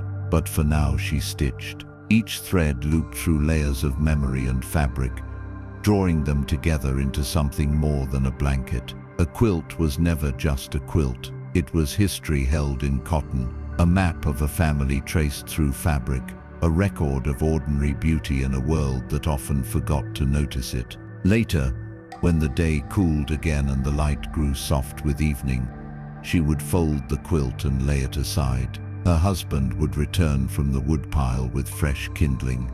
Her children would sit on the porch steps, chasing stories into dusk. The stars would emerge one by one above the ridgeline, and inside the cabin, someone might spread a finished quilt across a waiting bed, smoothing it carefully with both hands. She didn't think of herself as an artist. She wasn't taught to speak of beauty in that way. But when she touched the fabric, when she chose the pieces, when she traced the arcs of the stitching through dark blue, faded red, soft yellow, she knew deep down that something more than cloth was being made.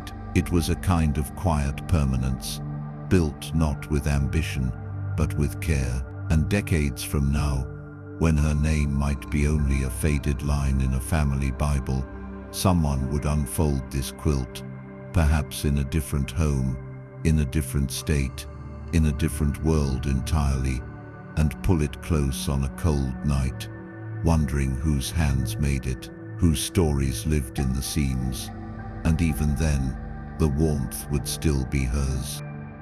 On the western coast of France, where the sky meets the sea in broad, endless conversation, the salt marshes stretch like a patchwork quilt across the low-lying land. The air there carries the scent of tide and brine, of damp earth and drying seaweed. It is a world both hushed and alive, a place of tidal rhythms and shallow pools, where work is done not in haste, but in harmony with the turning of the moon. And in this quiet corner of 18th century Brittany, a woman walked barefoot between the embankments, her wicker rake dragging softly through the white-crusted surface of a salt pan. She rose with the tide charted in her bones. There was no need for clocks. The sea spoke clearly enough. That morning, as the mists lifted and the first gulls cried over the marsh, she gathered her tools, a long-handled wooden loose, curved like a flattened broom, and a wide basket woven from reeds. Her garments were simple: woolen skirt, tied high, sleeves rolled to the elbow, scarf knotted beneath her chin to keep the wind from her ears. Her hands, browned and roughened from years of sun and salt, were her most trusted instruments. The marshes stretched out before her, shallow basins bordered by narrow clay ridges that held in the seawater after the tide had retreated. Over days, under sun and wind, the water would slowly evaporate, leaving behind the gift it carried, a fragile layer of salt, delicate as frost and shimmering in the low light. Her task was to gather it before the next tide or sudden rain undid the work of days. She stepped carefully, her bare feet finding balance on the narrow walkways, her body moving with the awareness of someone who had walked these same paths since childhood. With slow, rhythmic motions, she drew the rake across the surface of the pan, coaxing the crystals into low, tidy mounds. The salt whispered as it moved, a dry, papery sound, barely audible over the breeze. She did not rush. The salt would break if handled too roughly. It required gentleness, not passivity, but precise attention. She gathered the fragile fleur de sel first, the topmost layer prized for its fine texture, and placed it into a separate bowl lined with linen. Then came the denser crystals, dragged to the center of the pan and scooped into a basket. This labor was not lonely, though it was often done alone. Others worked nearby, her sister a few pans down, a cousin farther toward the inland edge. They called to one another now and then, exchanging news in low voices carried by the wind. But mostly they worked in silence, connected more by motion than by words. The salt dictated their pace. The sun told them when to pause. The wind offered warning. They watched the sky the way one might read scripture, for signs, for rhythm, for patience. By midday the sun was high, and the salt sparkled like snow. Her basket was half full, heavier now, as she walked the ridge back toward the storage shed, a low stone structure with a thatched roof, where the day's harvest would dry further before being sacked. She poured it gently onto a wooden platform, the crystals catching the light as they scattered. The air inside the shed was cooler, shaded, and smelled of old sacks, earth, and time. She took a moment to sit, wiping her forehead with the hem of her apron, sipping from a gourd of cool water. The salt they gathered did not remain here. It traveled north to Paris, where it filled the kitchens of aristocrats, south to ports, where it was traded for oil, wine, or cloth, west, across the Channel to England. But none of that mattered much in the moment. What mattered was the clean sound of raked salt, the soft ache in her shoulders, the quiet satisfaction of a full basket. Her work was not just physical, it was elemental. She harvested something drawn from the marriage of sea and sun, gathered not by force but by understanding. In the afternoon, the wind shifted slightly, and she stepped out again to check the next pan. The tide was still far off, but clouds had begun to gather at the horizon. Rain would come by tomorrow evening, maybe sooner. She adjusted her plan without speaking. There were a few more pans to finish today, and then the rest would have to wait. The sea was generous, but only for a time. That evening, as she returned to her cottage, salt still clinging to the edges of her fingers, the woven handle of the basket imprinting her palm, the marsh behind her glowed with the light of the setting sun. Her family would be waiting, soup simmering on the hearth, bread torn and ready. She would eat with them, listen to the news from the town, mend a tear in her skirt, and press the crystals of salt into jars lined with paper for market. She would not be remembered in books, but someone, somewhere, would sprinkle her harvest into a pot, not knowing that the salt had passed through the hands of a woman who walked the edge of sea and land each day, a woman who moved with tides, who learned from wind, who shaped nothing, yet left behind a quiet trace of presence in every grain. In the shaded alleys behind the bustling main road of 17th century Delhi, where the scent of jasmine mingled with that of dust and hot iron, the sound of rhythmic hammering echoed through the stone courtyard of a modest smithy. It was not the loud, aggressive clang of a great forge, but a slower, more deliberate music, the steady strike of iron on anvil, the hiss of water on hot metal, the measured steps of a man who had shod 1,000 hooves in his life and would shoe 1,000 more. In this humble corner of the Mughal capital, a farrier knelt beside a tethered horse, one weathered hand resting on its flank, the other holding a rasp worn smooth from years of work. His hands told the story of his life, call used, burn-scarred, strong. They had shaped iron in heat, but also calmed skittish colts and lifted injured legs with a gentleness most might not expect from someone who worked with fire.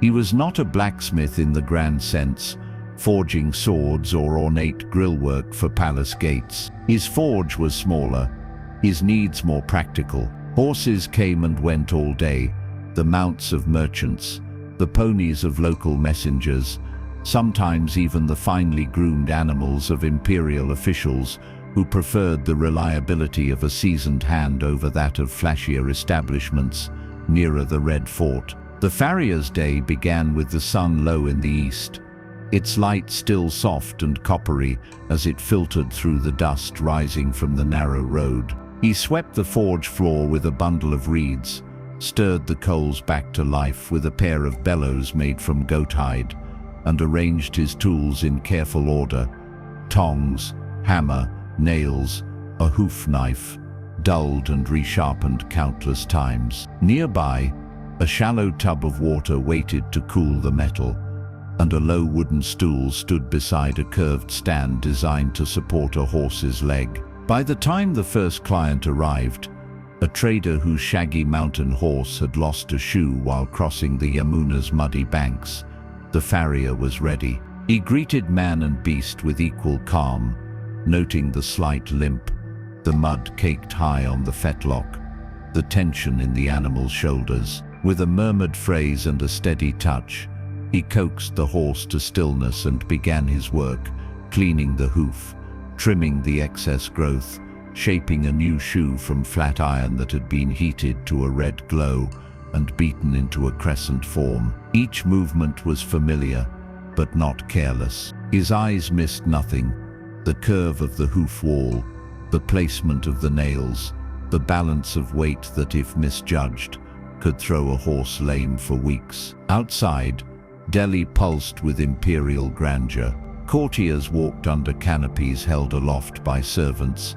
Scribes bustled through alleyways with scrolls tucked beneath their arms, and the scent of rosewater and roasting meat floated down from the upper terraces. But here, at the edge of that elegance, life moved with muscle and breath, with soot on skin and iron underfoot. The farrier knew no courtly poetry, but he knew when a horse was favoring its left leg. He knew how to draw a thorn from a frog without bleeding it. He knew the difference between a nail-driven firm and a nail-driven cruel. By midday, his forge had grown warm, and the stone beneath his knees pressed hard through the cotton of his trousers. He paused to drink water from a copper vessel, then shared a bit of flatbread with the stable boy, who sometimes ran errands for him. They sat in the shade, saying little, watching dust motes turn in the sunlight. In that silence lived a kind of companionship. Two people held not by words, but by shared motion, shared stillness, shared dust. In the afternoon, a groom arrived from the palace stables, leading a tall, dappled mare, whose gait was tight with discomfort. The farrier listened carefully to the description of her stumble. Where, how often, how long?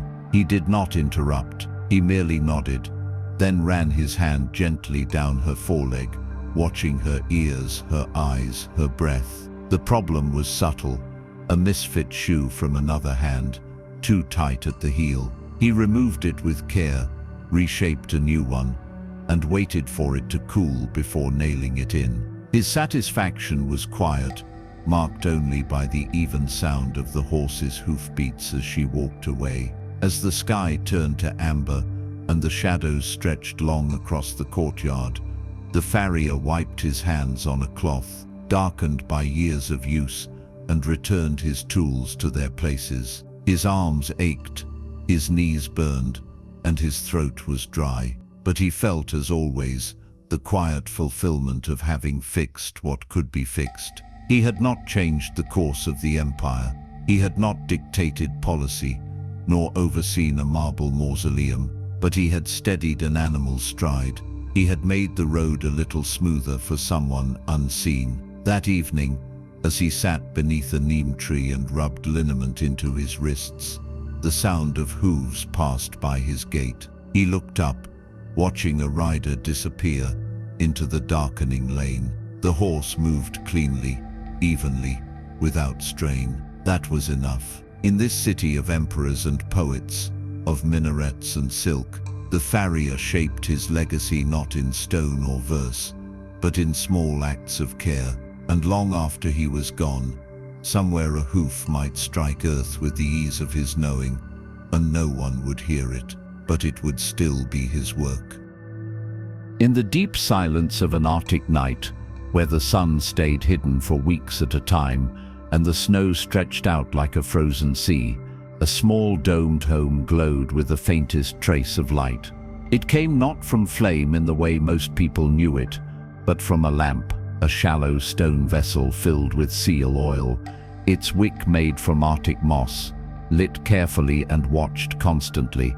Within the warm curve of the igloo, where walls of compacted snow shimmered with a blue-white sheen, a woman bent over the lamp, coaxing the flame to steadiness. She was the keeper of the kulik, the lamp that cooked, warmed and lit her family's world. It was the 18th century in the far north of what we now call Canada or Greenland, though the land had no need for names beyond what the people gave it. Her people had lived here for generations, traveling by season, building homes from snow and bone, hunting seals from beneath the ice, and surviving through a long memory of observation. The woman's days were shaped by necessity, but they were also held in reverence. The kulik was not just a tool, it was a center of warmth, of sustenance, of story. It required care, and that care had been passed to her. She rose before the rest of the family,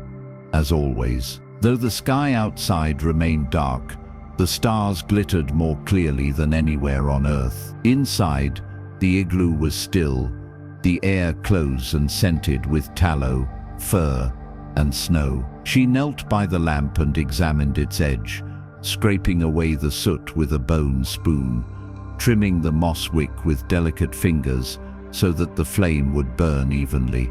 Her parka, lined with fox fur, rustled slightly as she moved. Her breath fogged the cold air that crept in from the entrance tunnel. She leaned in and blew gently, the way her grandmother had taught her, until the flame caught and grew. The flame was soft, more glow than fire, but it was enough. Enough to warm a pot of snow for tea. Enough to cook a piece of fish or blubber. Enough to dry damp mittens held near. The woman fed it bits of seal fat, sliced the night before, watching how the oil melted and was drawn into the wick. She adjusted the moss with a curved tool carved from walrus ivory, keeping the flame low but alive. Her movements were almost meditative, slow and precise. Too high a flame would smoke, too low, and it would die. She whispered under her breath, a habit from years of doing this alone before children arrived, before age softened her joints. As the flame stabilized, she turned to her other morning tasks. There was sewing to finish, new boots for her son, stitched from sealskin with sinew thread. There was meat to cut and dry, and small pieces of driftwood to place beside the lamp to help keep the air dry. Her husband and children still slept beneath caribou hides. Their breaths rose in rhythmic clouds. She would let them rest. Out on the ice, the wind howled faintly. But here, in the quiet, the lamp was enough. The kulik held many roles. It was stove, lantern, and hearth. It was the heartbeat of the igloo. It was where stories were told in the evening, where ancestors' names were whispered, where quiet songs were sung to children, half asleep in the crooks of arms. The lampkeeper's job was never declared, but everyone knew it mattered. If the flame died, everything else followed. Food could not be cooked, water could not be melted, light could not pierce the long winter dark. Later that day, when the others awoke, and the small space filled with motion and laughter, the woman remained near the lamp, tending it even as she passed bowls of food or patched mittens. Her daughter watched her hands closely, mimicking the way she scraped soot, how she trimmed the wick without fear. The woman noticed and smiled, not with her mouth, but with her eyes. Teaching was not a task, but a current, always flowing. In the evening,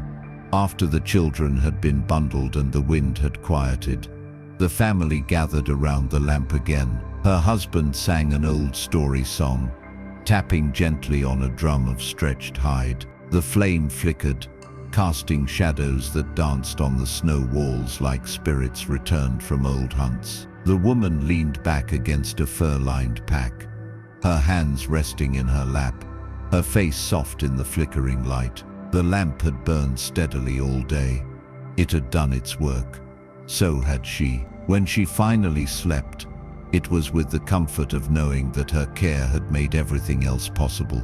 The flame would need watching again in a few hours, but for now, it could glow without interference. Outside, the aurora shimmered across the sky, bright green ribbons moving in silence. And within the snow walls, a family slept in warmth, because one woman had remembered the exact way to shape a wick, to feed a flame, to guard a simple circle of light against the vast cold of the world. In the back room of a narrow stone building tucked between the spice markets and tea stalls of 18th century Delhi, the air shimmered with dust and color. Bolts of fabric hung in folds from the beams overhead, vivid crimson, deep indigo, soft gold, swaying gently with each breath of air from the high, grated windows. Beneath them sat a silk weaver, cross-legged on a wooden platform, his eyes fixed not on the brightness of the cloth, but on the tiny, exacting movements of the loom before him. The sun was high above the city, but in this space time moved not by hour, but by thread. His loom was simple in construction but elaborate in result, a foot-powered wooden frame with taut threads stretched like a soft forest before him. Each length of silk he created passed through hundreds of motions, the shuttle sliding left to right, the heddles lifting and falling, the warp strings vibrating gently with each shift of pressure. His fingers worked without pause, drawing the weft across the threads, tapping it down, shifting the pedals, guiding the pattern, as though he were playing an instrument known only to him. The rhythm was slow, soft and constant, a language made not of words but motion. He was not a wealthy man. His clothes were worn, his beard trimmed short for practicality. His fingers bore the fine cuts and calluses of years spent teasing thread through the tiniest spaces. But he had dignity in his work, not the kind granted by titles or robes, but the kind formed by mastery. Each fabric he wove carried his discipline, even if his name would never be spoken by those who wore it. His cloth might drape the shoulders of a nobleman, line a dowry chest, or wrap a newborn in its first moments of life. The weaver would not see these moments, but he stitched them silently into the pattern. His day began before the market stirred. He lit a small lamp, checked the tension of the warp, rubbed his hands with sesame oil, and whispered a few lines of a prayer he barely remembered learning. Something about clarity, something about steadiness. The workshop filled gradually with the hum of others. A young dyer mixing indigo with lime, a boy trimming tassels with a bone knife, a woman sorting spools of silk drawn from cocoon after cocoon, unraveling the threads as carefully as breath. They did not speak much. The loom's rhythm did the talking. Outside, the city buzzed with life. Camel carts trundled down stone roads. Mosques echoed with the rise and fall of the call to prayer. Merchants argued in lyrical tones. The scent of turmeric, rosewater, and wood smoke curled through the air. But inside, the workshop was a different world. Still, focused, deliberate. The weaver adjusted the thread feeder, brushed a knot from a spool, and ran his hand down the cloth, already finished. It felt like water, light caught in the weave, slipping across the silk like sun on a river. This morning's order was a sari length, pale blue with fine golden motifs to be embroidered later. The pattern was subtle, barely visible from afar, but he took care with every shift of the heddle. A single missed string would throw the design. He leaned forward, eyes scanning, ears attuned to the sound of the loom. Not all noises were equal. A creak could mean a loose beam. A soft catch in the shuttle might mean a frayed thread. He adjusted without pausing, hands trained to fix even before the problem had fully arrived. In the midday heat, he paused to drink from a copper bowl, then stepped outside for a few moments of light. His back ached slightly, his eyes stung from the focus, but he felt the satisfying pull of the half-finished cloth behind him. His apprentice, a quiet boy of maybe 14, sat watching, fingers hovering near the edge of the loom, eager to help, but still clumsy with the pedals. The weaver gave him a small task to tie off a finished section, to smooth a wrinkle. The boy's hands trembled slightly. That was expected. It would pass. In the afternoon, as the shadows lengthened and the workshop cooled, the weaver worked more slowly, easing toward the end of the day. The sari was nearly complete, and he checked the edges, smoothed the weft, and whispered thanks, not to a god, necessarily, but to the cloth itself. It had behaved. It had answered his effort with alignment, with balance. Tomorrow, another piece would begin, another set of colors, another pattern. But for now, he finished this one with the same care he had started it, gently, precisely, with a soft exhale and a final deliberate knot. That evening, he walked home along narrow lanes, past tea sellers and lantern shops, past the goldsmith's quiet window and the mosque lit from within. He would eat with his family, rice and lentils, bread still warm, and rest on a woven mat near the courtyard's edge, the stars above just visible between tiled roofs. He would sleep lightly, rising again before dawn, the loom already waiting. He would not be known to history.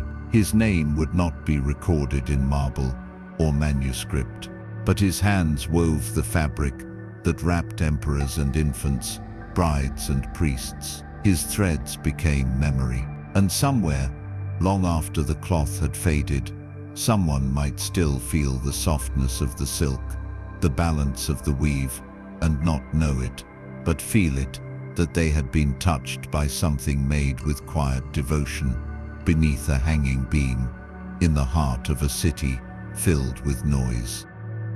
The road stretched out like a ribbon of earth across the Anatolian plateau, winding between wheat fields, orchards, and the low, distant ridges that softened the horizon. It was the late 1600s, and the Ottoman Empire reached in every direction like a great woven rug, intricate, expansive, held together by unseen threads. One such thread, slow and steady, was a man walking beside a wooden cart pulled by 2 donkeys. He wore a felt cap and a long dust-colored robe, his face tanned from years of sun and wind, his gait unhurried. He was a cart driver, a carrier of goods, news, and quiet persistence. Each morning, long before the village stirred, he rose from his mat, washed in cold water, and gave the donkeys their feed, a handful of oats, a touch of barley, and a brush of the hand down their thick, shaggy necks. They knew the route as well as he did. His cart was light but sturdy, built from poplar wood and patched over the years with whatever materials he had at hand.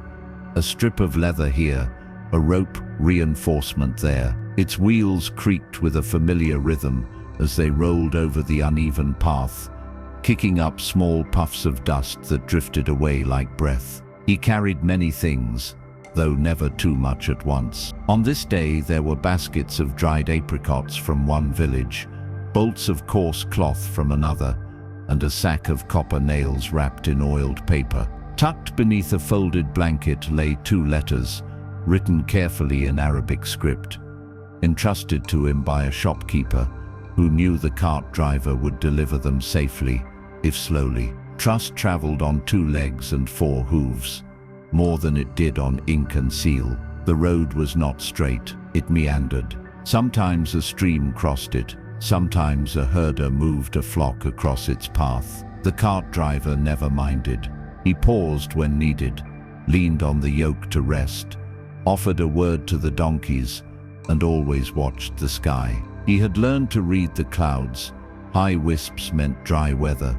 Thick rolls along the southern edge meant wind and maybe rain. His turban shielded his neck, his sandals softened his step, and the staff he carried helped ease the miles. As he walked, he greeted others along the way. A boy tending sheep waved from a hillside. A woman gathering firewood nodded as he passed. At a roadside well shaded by fig trees, he stopped to let the donkeys drink, filling their buckets slowly, whispering to them with affection. His voice was soft, rarely raised. It was not needed. The animals understood him, as they always had, not through command, but through constancy. At midday, he stopped beneath a cluster of trees and unpacked his lunch. A heel of bread, a piece of cheese, a handful of olives wrapped in cloth. He ate without ceremony, seated on a flat rock, listening to the wind rustle through the grass and to the occasional chirp of birds hidden in the branches above. There were no deadlines. The road would take as long as it took. He was not paid for speed, but for arrival. And so he rested, then rose and moved on. By afternoon, the village gates were visible in the distance, low stone walls, minaret spires rising just beyond. Children gathered as he approached, calling out to see what he carried this time. He smiled and pointed to the baskets. The village headman appeared with a wave, and together they unloaded the goods, inspecting the contents, sharing a few words about weather, harvest and family. The cart driver listened more than he spoke, nodding often, never rushing. Then, with the cart lighter and the donkeys chewing contentedly on tufts of grass, he sat to drink tea from a simple clay cup, offered in thanks. He would stay the night here, as he often did, sleeping in a corner of the khan, the travelers' inn near the village center.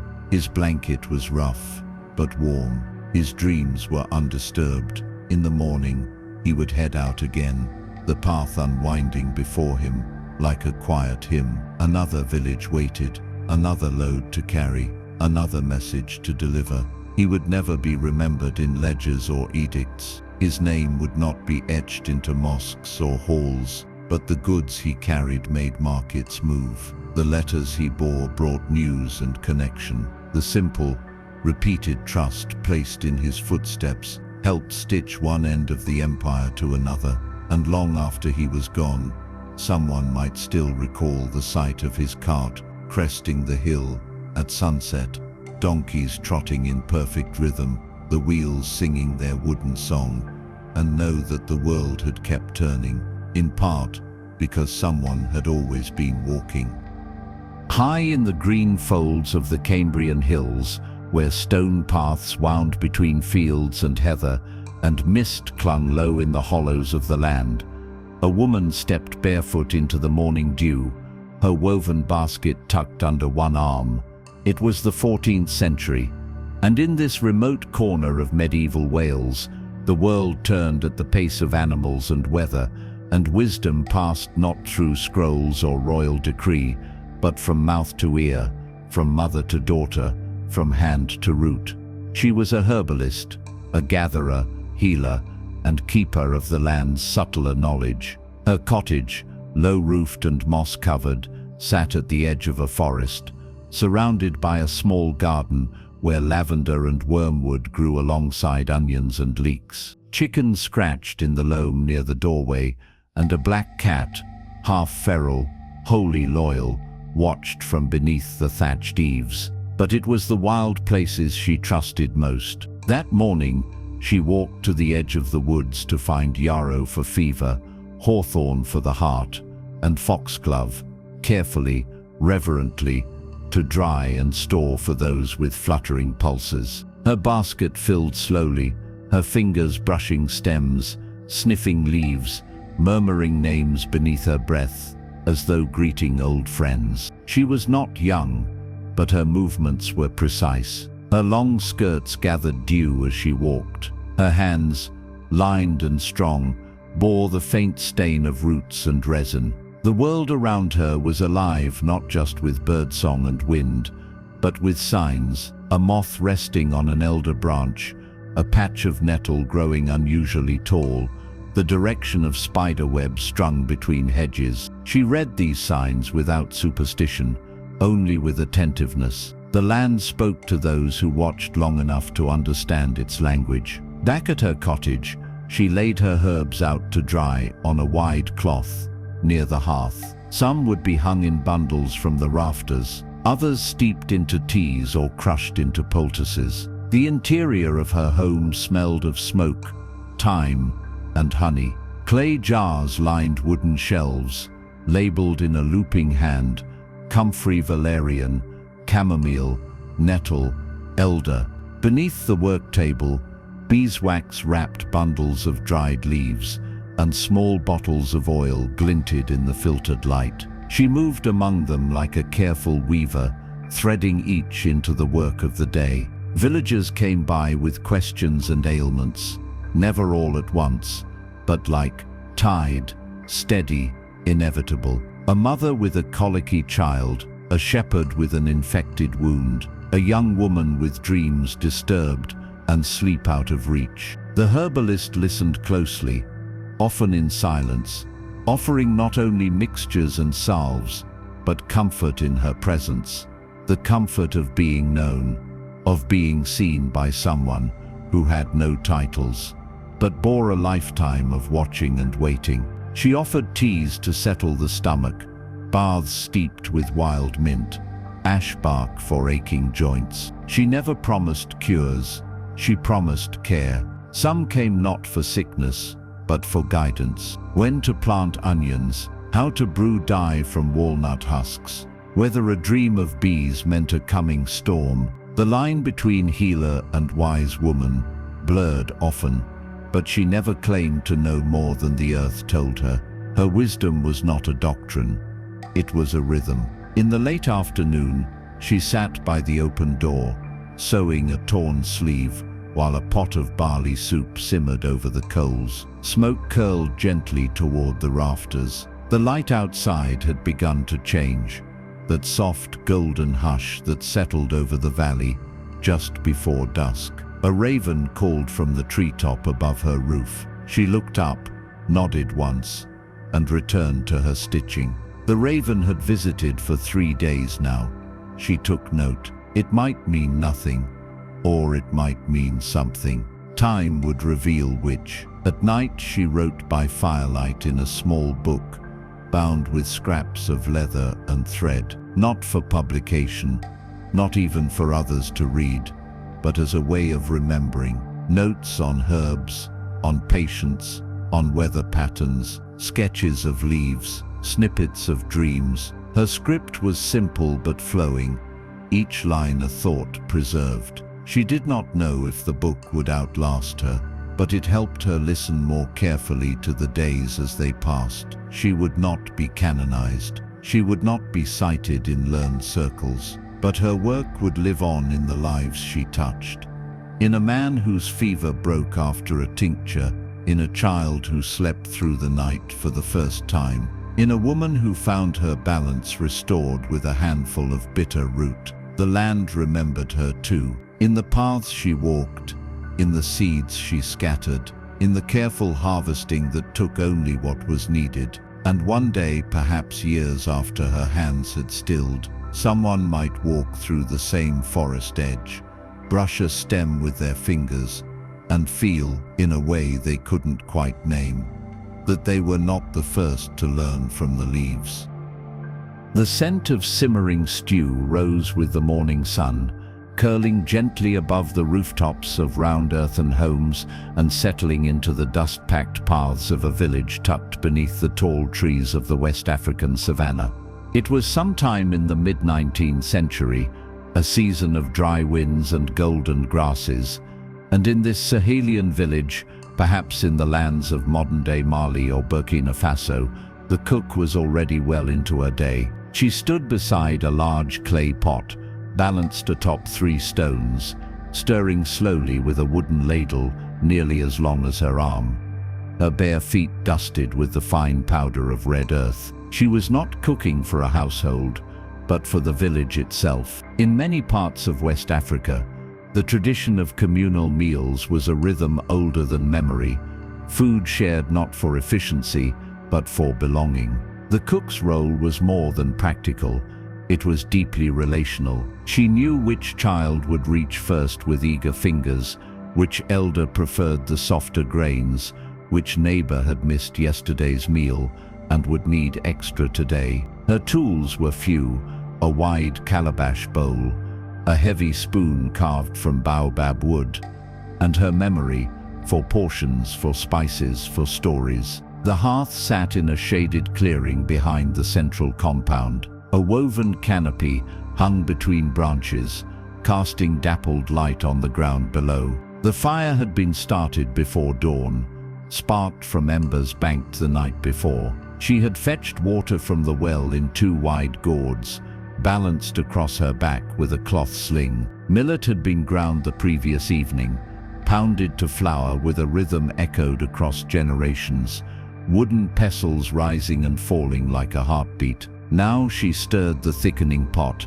tasting the edge of the sauce with her finger, adjusting the salt with a pinch pulled from a gourd wrapped in leather. Children drifted nearby, drawn by the smell: peanut, onion, fermented locust bean, a hint of smoked fish. The stew changed with the season, sometimes cowpeas, sometimes okra, sometimes tomatoes grown in sandy plots behind the homes. It was never elaborate, but it was rich, layered with time, with attention, with the quiet calibration that came from years of feeding others. She added greens now, stripping them by hand and dropping them into the bubbling surface. The wind shifted, carrying the scent farther. She heard a drumbeat begin from a nearby courtyard, signaling the approach of mid-morning. Soon people would begin to gather. She was not old, but she moved like someone who had long understood her place in the world. With firm hands and a quiet gaze, she stirred and waited. Around her, life moved gently. Chickens clucked and pecked near the fence. A baby cried from a sling on its mother's back. Elders spoke beneath the shade of a neem tree. But here at the center, in this circle of warmth and aroma, the cook was the axis. She did not call others to her. She made space, and they came. One by one, women arrived with their bowls, calabash, enamel, or carved wood, and sat in a circle around the hearth. The cook ladled food without being asked, adjusting portions by feel, more for those who had worked the fields that morning, an extra scoop for the mother who had barely eaten yesterday. Children squatted close, hands washed, eyes bright. The food was passed from bowl to hand to mouth, eaten in soft murmurs and bursts of laughter. No one hurried.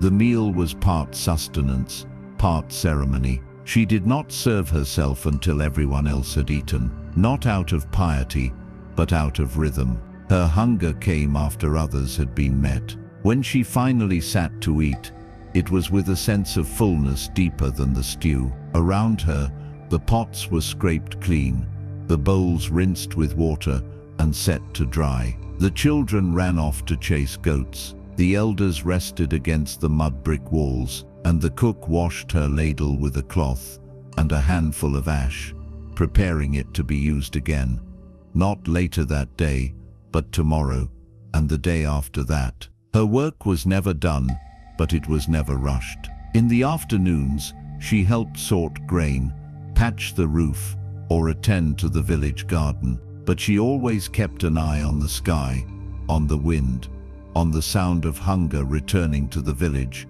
like footsteps on a familiar path. And when that time came, she would begin again. Fire coaxed from coals, water lifted from the well, a slow stirring of ingredients that had no recipe beyond memory. No song bore her name, no official counted her among the powerful, but the nourishment she gave held the community in place. She shaped their days through care too quiet to notice, and long after she was gone, someone else would lift the ladle with the same patience, the same listening, the same unspoken knowledge that feeding another is never just about food. It is about presence, about welcome, about weaving people back together with every shared bite. The wind sang low across the cliffs of the Outer Hebrides, stirring the tall grasses and carrying the scent of salt and peat smoke inland from the sea. It was a quiet kind of afternoon. The sun low, the clouds long and soft like wool carded for spinning, and in a stone croft, nestled into the earth like a forgotten shell, a woman sat by the hearth, her knitting needles moving in patient rhythm. Her fingers, gnarled slightly with age and cold, worked without pause. She did not count aloud. She did not need to. The pattern was in her hands. It was the mid-1800s, and though the world beyond the waves had changed, railways drawn across continents, steamships pressing into distant ports, life here remained measured by the sea and the sheep.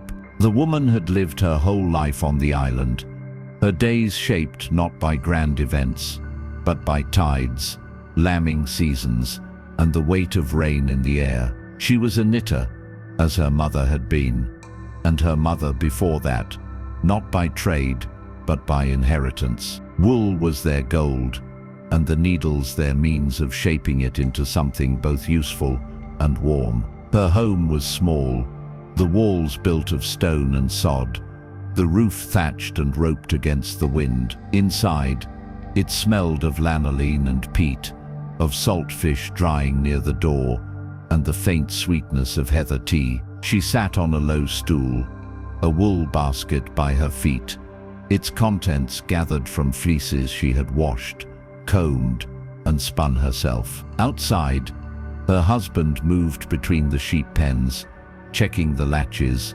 counting the lambs. But inside, her world was quiet, only the click of bone needles, the occasional crackle of the hearth, and the muted bleating of sheep far beyond the window. She knitted garments not for display, but for survival.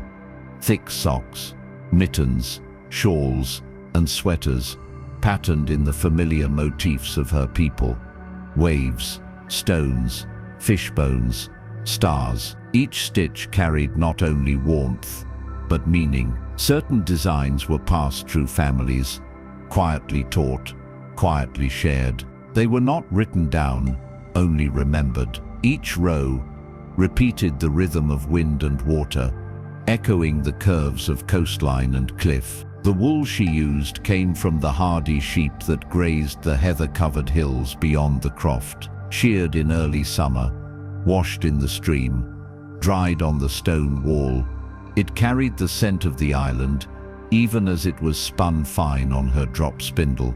Her hands knew the difference between fibers, which were coarse, which were soft, which needed more twist. She often dyed the yarn herself, using lichens and roots, onion skins and iron, to coax out hues that matched the landscape: mossy greens, soft grays, deep browns the color of wet rock. As she worked, she thought of the wearer, a fisherman who needed warmth against the chill of the sea, a child just learning to walk, in need of thick socks to pad their steps, a sister on a neighboring isle who had lost her shawl to the wind last winter. Her knitting was an act of connection, a silent letter passed between people separated by waves and weather, and in each loop of yarn there lived a message: I see you, I remember, you are held.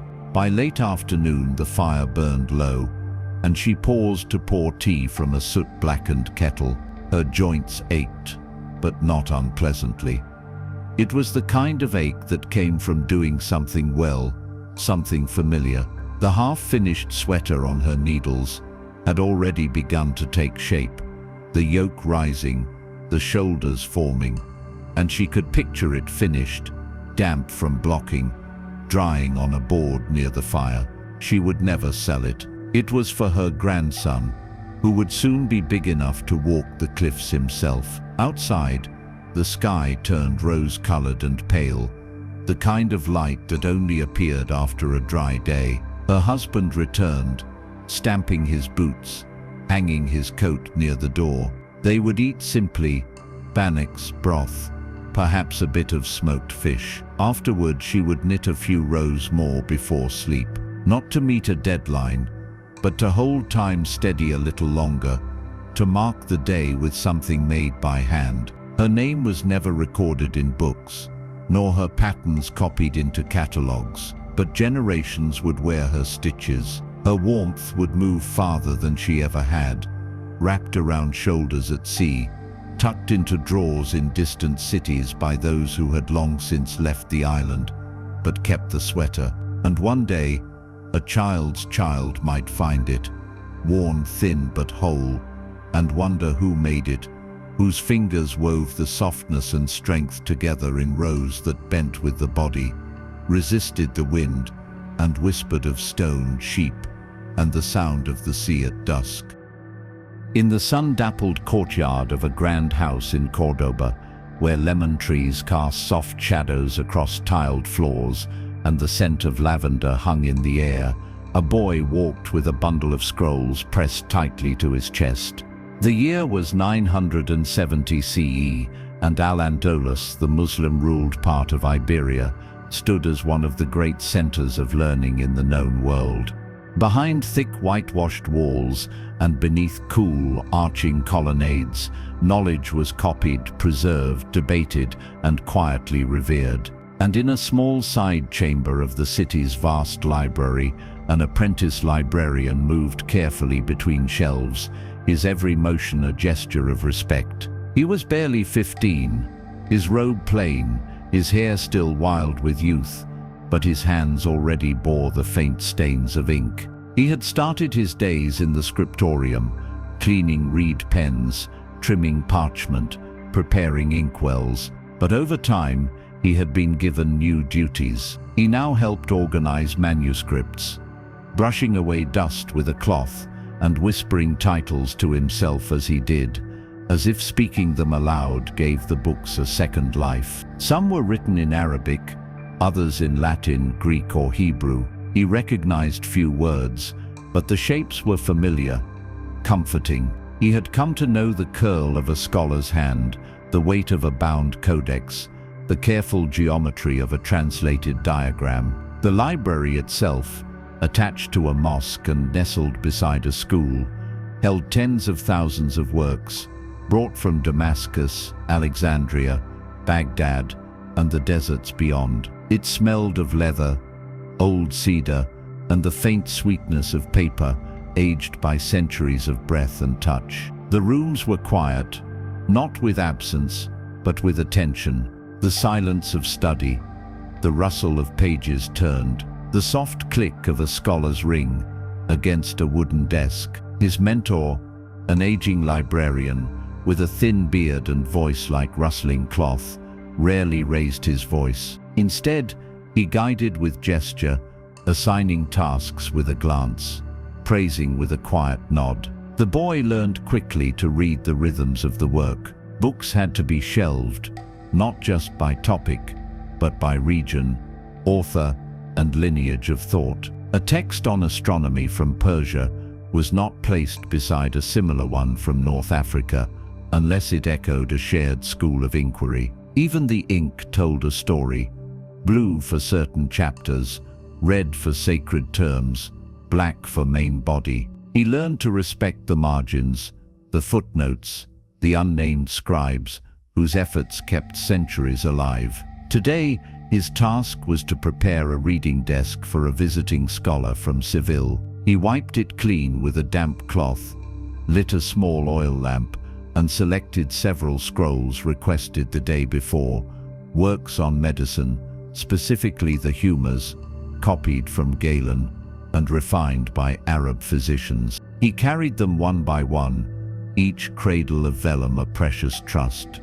He did not read them, not yet, but he held them carefully, and as he placed them beside the lamp, he felt a quiet kind of pride settle in his chest. In the afternoon, he helped bind a set of pages written just the week before, a student's summary of Plato, translated from Greek into Arabic, with footnotes added by a local jurist. He spread a thin layer of glue along the spine, laid the parchment into a leather cover, and pressed it between two polished boards. His hands moved slowly, precisely, aware that a mistake could mean a cracked binding, a lost page, a broken thread in the long fabric of thought. By late day, the sun stretched low across the marble floor. Dust motes danced in the golden light, and the apprentice paused in the corridor, breathing in the quiet, the weight of so many lives captured in ink, the soft murmur of scholars reciting aloud, the faint echo of sandal soles on stone. He often wondered who had held these books before him, which minds had shaped the words, what hands had dipped the quill and formed the loop of a letter. His world was small, bound by walls and shelves, but through the books he had touched lands he had never seen, deserts, oceans, stars. That evening, before leaving, he brushed the spines of the oldest volumes with a dry cloth, whispering the titles as he had in the morning. His mentor nodded once, approving. Outside, the streets of Cordoba glowed with lantern light. Music drifted from courtyards. The river reflected the sky's last color. He walked home through alleyways scented with bread and jasmine, his fingers still faintly stained, his mind full of pages he could not yet read, but longed to understand. He would not be remembered as a scholar or philosopher, but he would copy their works, carry their scrolls, preserve their pages. His labor would keep knowledge breathing, even through centuries of silence and change. And one day, perhaps, a single phrase, a sentence in a dusty book, rescued by his hand, might ignite the thoughts of someone far in the future, who would never know his name, but who would feel the warmth of his care in every preserved word. In the stillness of a Roman morning, long before the heat rose from the stone-paved roads and the city beyond the hills stirred to life, a man knelt beneath an olive tree in the private garden of a countryside villa. The year was 128 CE, during the reign of Emperor Hadrian, whose empire stretched from the cold rivers of Britannia to the sands of Arabia. But here, far from the bustle of Rome, on a terraced hillside in Latium, the gardener moved in a world untouched by glory, his hands pressed into soil warmed by first light. His focus was quiet, deliberate, and entire. The villa belonged to a wealthy family, one of many who retreated to the countryside during the hot months to escape the press of the capital. Its porticos were lined with marble statues, its atrium cooled by fountains, and its floors arranged in tessellated mosaics. But none of that concerned the gardener. His world began with the soil and ended with the last tree in the orchard. It was a world shaped by seasons, by the curve of branches, and by the silent promise of harvest. He had been born on these grounds, the son of a freedman who once tended vines before him. He knew the paths blindfolded, where the sun lingered longest in the afternoon, which slope retained morning dew, where to find the wild thyme that flowered only briefly each spring. He wore a tunic faded to a soft grey-brown, its hem damp from morning watering. His feet were bare, his toes calloused, and his fingers stained green with the memory of leaves. This morning he pruned the lower branches of the olive trees, careful not to cut too much. Olives required patience. Cut too deeply, and the tree would sulk for a season. Too lightly, and the fruit would crowd the branch, stunting itself. His pruning knife had belonged to his father, and the wooden handle bore the wear of generations. As he moved from tree to tree, he murmured quietly, not prayers, exactly, but phrases of recognition. The trees had been here longer than he had. Some had been planted by hands long turned to dust. The garden was not just utility, it was sanctuary. Beyond the olive grove lay raised beds of vegetables, broad beans, leeks, endive, and farther still, a collection of medicinal herbs, rue, fennel, sage, and wormwood. Bees moved among the blooms, and the air was thick with the scent of rosemary and earth. The gardener knew which herbs soothed a fever, which discouraged pests, which offered calm when steeped in boiled rainwater. He harvested not in bulk, but in precision. A sprig here, a root there, always leaving enough for the plants to grow again. By mid-morning, the family's steward came with a list. Vegetables for the kitchen, flowers for the atrium, lavender for the ladies' bath. The gardener bowed, took the list, and moved with calm certainty. He clipped broad leaves from the lettuce patch, dusted off a row of carrots with a soft brush, then turned to the flower beds, where pale irises bloomed beside nodding violets. He arranged them not by color but by balance, height, scent, and the way they would unfold in a vase of clear water. He never entered the villa itself. His domain stopped at the threshold, where baskets were passed to a waiting hand. But from the sound of voices, the fragments of music, the drift of perfume, he could imagine its life, elaborate, ordered, and he suspected, far noisier than the slow conversations he kept with stones and roots. After his deliveries, he returned to the shade of a fig tree to eat. Bread, olives from the last harvest, a piece of salted cheese wrapped in cloth. He drank water from a clay jug, wiped his face with his sleeve, and rested for a short time, watching the wind move through the tops of the cypress trees lining the garden's edge. In that moment, the world felt both vast and close, the empire beyond, and the worm in the soil beneath him, both turning according to laws he did not question. In the afternoon, he turned the compost pile, fed the chickens that wandered near the edges of the garden, and repaired the trellis where beans had begun to climb. The work was constant, but never rushed. He marked time not by bells or scrolls, but by the flowering of almond trees, the return of the swallows, the soft rustle of fig leaves when the fruit began to form. At dusk, as shadows stretched long across the gravel paths, and the fountains dimmed to a trickle, the gardener rinsed his hands in a basin near the well.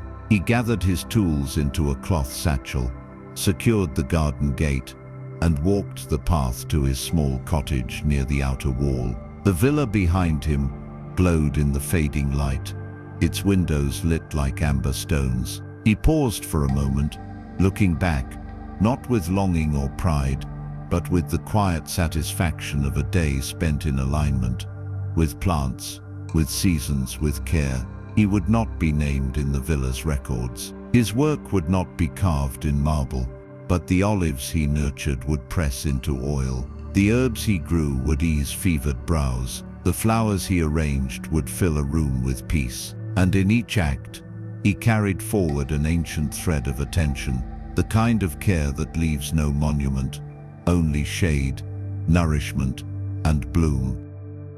In the maze-like alleys of Cairo's bustling medieval heart, where sun-drenched domes glinted above crowded streets and the air shimmered with heat and trade, a girl sat cross-legged in the back of a perfumery, grinding petals between her palms. The year was 1350, and the city stood as a jewel in the Mamluk Sultanate, alive with scholars, traders, artisans, and pilgrims, its rhythm measured by the call to prayer and the murmurs of 1,000 transactions. But within the shaded courtyard of this quiet shop, the world slowed to the pace of scent, subtle, delicate, unseen. The girl had been raised among glass bottles and jars, among satchels of dried herbs and cloths, soaked in flower oils. Her father, a master perfumer, was known for his ability to capture the essence of a single bloom and bind it to oil, to coax memory from resin, to blend spices in a way that lingered on the skin like a whispered verse. She watched him as a child, tracing the shapes of letters on his labels before she could read them, lifting lids to sniff their contents with a solemnity usually reserved for prayer. Now nearly grown, she had begun to take on more of the craft, not just gathering ingredients or preparing vessels, but composing blends of her own. She worked in the shade of a lemon tree, beside a low table covered in bowls of dried jasmine, sandalwood shavings, cinnamon bark, and rose petals so fresh they still held the morning's dew. A mortar and pestle sat beside her, and the rhythmic crush of petal against stone filled the courtyard like a soft drumbeat. Fragrance in Cairo was not mere ornament. It was ritual, it was health, it was status, it was remembrance. Oils were rubbed onto the hands before prayer, dabbed on linen before bed, sprinkled into water for cleaning the home. A single drop of musk or ambergris could transport the mind, evoke longing, recall lost places. And so, even though she never raised her voice in the shop, never bargained or wrote invoices, her work mattered, held in each tiny vial wrapped in linen and tied with twine. That day she was preparing a blend for a bride, not someone she knew, but whose story had been shared in quiet tones by the groom's mother. The girl had listened closely, shy, kind, fond of gardens, not fond of spice. She chose ingredients accordingly: crushed white rose, a breath of orange blossom, a trace of clove, hidden so softly it would not rise unless warmed by skin. She moved with precision, not for the sake of perfection, but to honor the presence of another's trust. Scent, she knew, was the most personal of gifts. Inside the shop, her father arranged tiny bottles on carved wooden trays. Merchants came from across the region, from Damascus, from Fez, from Mecca. They spoke in many tongues, but always paused in the same way when uncorking a vial. Eyes closed, breath deepened, the moment stretching into stillness. She loved watching that pause. It was the moment her craft became real. By midday, the courtyard grew warm. She covered the blended oils and stepped inside, washing her hands with rose water and wiping them on a linen cloth. The shop's air was cool and dark, lit by shafts of sunlight slipping through a lattice window. She passed by shelves lined with scrolls, recipes, notes, poetry, and sat beside her father, who handed her a small bottle. "Amber today," he said softly, and she understood. A test. She uncorked the bottle and sniffed. Too thick. She added a drop of myrrh, rolled the bottle in her hands, and tried again. Better. Not perfect, but closer. In the evening, after the lamps were lit and the streets dimmed to a hush of footsteps and lullabies, the girl sat by the fountain in their courtyard and wrote in her small notebook a record of today's blends, what worked, what didn't. Her script was narrow and tidy, tucked between smudges of oil. She did not write for others to see, only to remember, only to learn. A breeze drifted in from the open archway, carrying the mingled scents of neroli and frankincense. She closed her eyes and breathed deeply. She knew she would not travel far. The shop would one day be hers. The courtyard, the petals, the mortars, the waiting glass vials, they would remain, but in her hands was a kind of journey, quiet and fragrant. Her oils would be carried in pockets, pressed to wrists, dabbed behind ears across the vast reach of the empire, and no one who smelled them would know her name. But they would feel something, a familiarity, a softness, a story they could not name, and that was enough. She was not remembered in palatial records, nor celebrated in poetry, but her hands had caught beauty and stilled it. Her care lived in the air itself, and in the silence between breath and memory, her work endured. In a quiet back street of Edo, the city that would one day become Tokyo, the late afternoon light slanted across sliding wooden doors, painting soft lines across the polished floor of a small workshop. It was the early 1800s, and outside the city pulsed with energy. Carts rumbled past, merchants called their wares in rhythmic bursts, and temple bells tolled gently through the haze. But within the stillness of the workshop, a man bent over his table, delicately pressing a piece of washi paper onto the narrow ribs of a folding fan. His fingers moved with deliberate care, each motion silent, each breath measured. He was a maker of fans, and though few knew his name, many felt the coolness of his work on summer days. His shop was unadorned but immaculate, its shelves filled with pale slats of bamboo, jars of paste, inkstones, and stacks of hand-dyed paper waiting to take form. A pot of glue simmered gently over a charcoal burner in the corner, filling the room with the scent of starch and cedar. The walls bore only the faintest decoration, a small brush painting of mountains, a dried sprig of plum blossom tied with red string. He needed no distractions. His mind was anchored in the task, as it had been every day for decades. The materials were simple, but their harmony required years to master. Each fan began with narrow bamboo ribs, cut thin as reeds, and softened in hot water before being shaved, shaped, and arranged in perfect symmetry. Over these, the washi paper, handmade, translucent, durable, would be laid, pasted, smoothed, and folded into creases, so precise they seemed born of breath rather than hand. The process was slow, but slowness here was not a flaw. It was the essence of the craft. Today, he was working on a commission for a merchant's daughter, a summer fan for the festival season, to be carried through the bright lights of evening streets and quiet temple paths. The paper had been dyed a soft blue, with plum blossoms scattered like snow across its surface. With a fine brush, he inked the edges in silver, his hands steady despite the light tremor of age. A mistake could not be undone.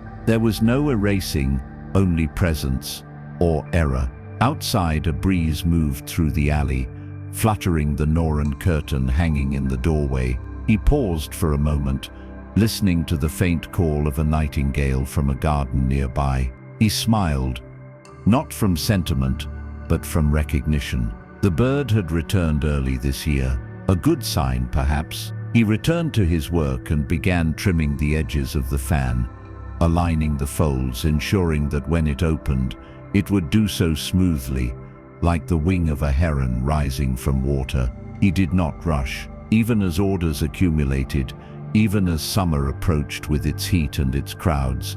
He moved at his chosen rhythm. Fan making was not simply construction.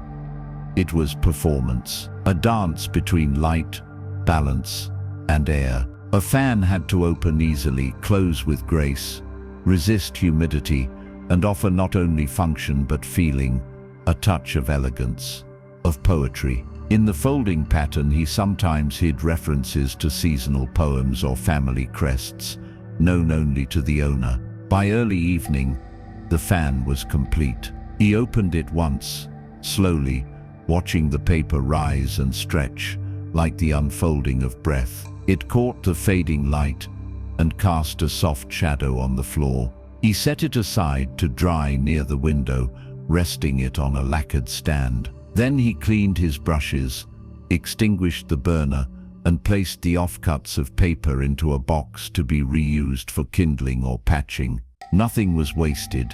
Every scrap had a future. He sat then in the entryway, sipping warm tea from a simple cup, watching as the lanterns were lit down the street and the city shifted into its evening hum. He would deliver the fan tomorrow. The girl who received it might not know how much care had gone into its folds. She would feel only its cool breeze on her cheek, the way it moved like moonlight across her hand, and that was enough. He had made thousands of fans in his lifetime, for nobles, performers, monks and children. Most had vanished into time. Some survived in boxes, tucked away in drawers, pulled out years later to stir the air on a summer night. But none were made in haste, none without attention. And so as the sky deepened to violet and the wind turned cooler, he bowed slightly toward the day's finished work.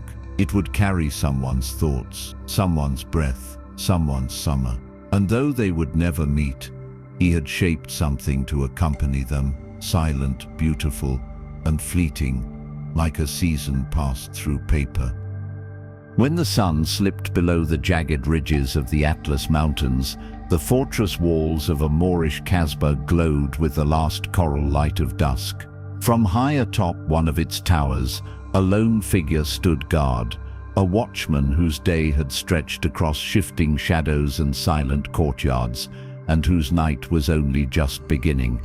It was the 12th century, and in a land where trade caravans threaded through desert sands and olive groves, whispered beneath tiled roofs, the Casbah served as both refuge and marker of time. Its stones held memory, and in the watchman's steady vigil, they found shape in each measured step, each turning of lantern flame, each quiet breath beneath the moon. He rose well before midday, when the fortress still dozed in secret corners. His duties were many: the maintenance of gates, the inspection of battlements, the escort of travelers who arrived by twilight with hopes and burdens alike. But by evening, when the corridors were still and the torches unlit, his path narrowed to a single loop: the walk along the outer wall, where he could both see and be seen, where his presence spoke of safety and care. He carried in one hand a lantern,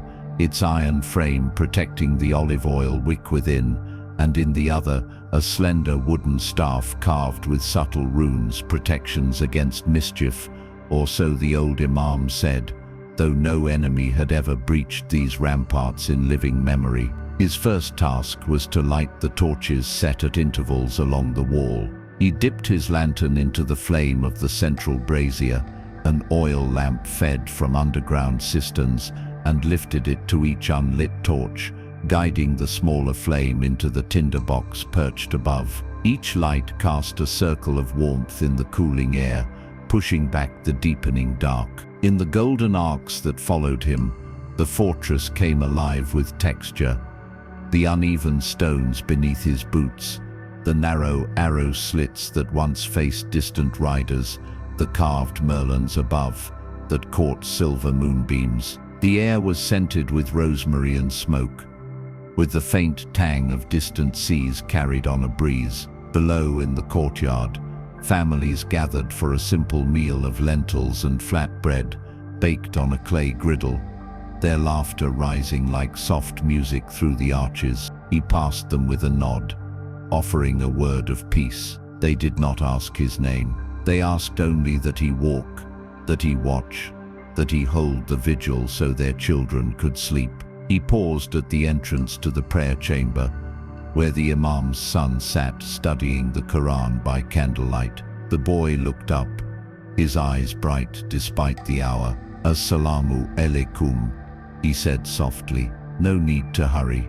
The watchman smiled, bowed his head, then continued. The prayer room's door was carved with geometric patterns, interlocking stars and vines, and he ran his hand along the design, as if greeting an old friend. Further along, he checked the latched doors of the grain store and the armory, ensuring that each lock turned smoothly. In a corner near the stables, he found the stable hand dozing cross-legged, his mule tied quietly at the hitching post. The watchman did not awaken him. The mule's soft bray was the only response as he circled past. At the corner tower, he climbed the narrow stair once more, emerging onto the parapet where the wind was sharp and the stars had begun their silent dance. He set his lantern on the crenellation's flat top and swept the sky with his gaze. Beyond the walls, flickers of campfires marked the dunes where caravans rested. In the distance, a single guide light glowed by a desert shrine, promising sanctuary to travelers yet unseen. He traced his finger along the iron rim of the lantern, checking the oil level, enough for the next watch. He took a breath, filling his lungs with the crisp night air, and listened, not for footsteps or whispers, but for the deeper quiet that lay beneath all sound. In that space, he heard history itself, the footsteps of those who built these walls, the prayers whispered in the mosque below, the soft tread of markets rising with dawn, and he felt himself as part of the thread, a stitch in a tapestry that spread from the blue seas of Andalusia, across the silent dunes, to the pulse of distant continents. Time passed without urgency. He watched the lantern flame tremble in the breeze, its glow steady against the pressing dark. A shooting star streaked overhead, swift and brilliant, a reminder that all light, however small, carried its own journey. He bowed his head, offering thanks for its passage and for his own continued watch. When the moon reached its highest curve, he collected his lantern, descending the tower steps to the courtyard one last time. He made his final round of the outer gate, fitting the wooden beam into its iron socket with a satisfying thunk. The clamor of the fortress had stilled completely now. Even the olive trees breathed in hush. He laid the staff across his shoulder, lifting it with ease, and walked back toward his quarters, a small room carved into the hillside under the guardhouse, its walls cool with evening shadows. Inside, on a simple mat, lay his cloak and a bowl of cool water. He set the lantern aside, closed his eyes for a moment to the afterglow of flame, and knelt in thanks. His vigil was done until dawn, when the world would shift again from dark to light. And though his name would never be penned in chronicles, though no herald would sing of his watch, the fortress slept safely because he had walked its stones, and in that he carried forward a legacy older than empires. In the soft dark, beneath the watchful moon, he drifted to sleep, his breath steady, his heart at ease. Outside, the torches by the battlements pulsed softly, as if breathing with the land itself. Guardians of stories carried on the desert wind, anchors of peace in a world of ceaseless motion. And in the silence, history found rest.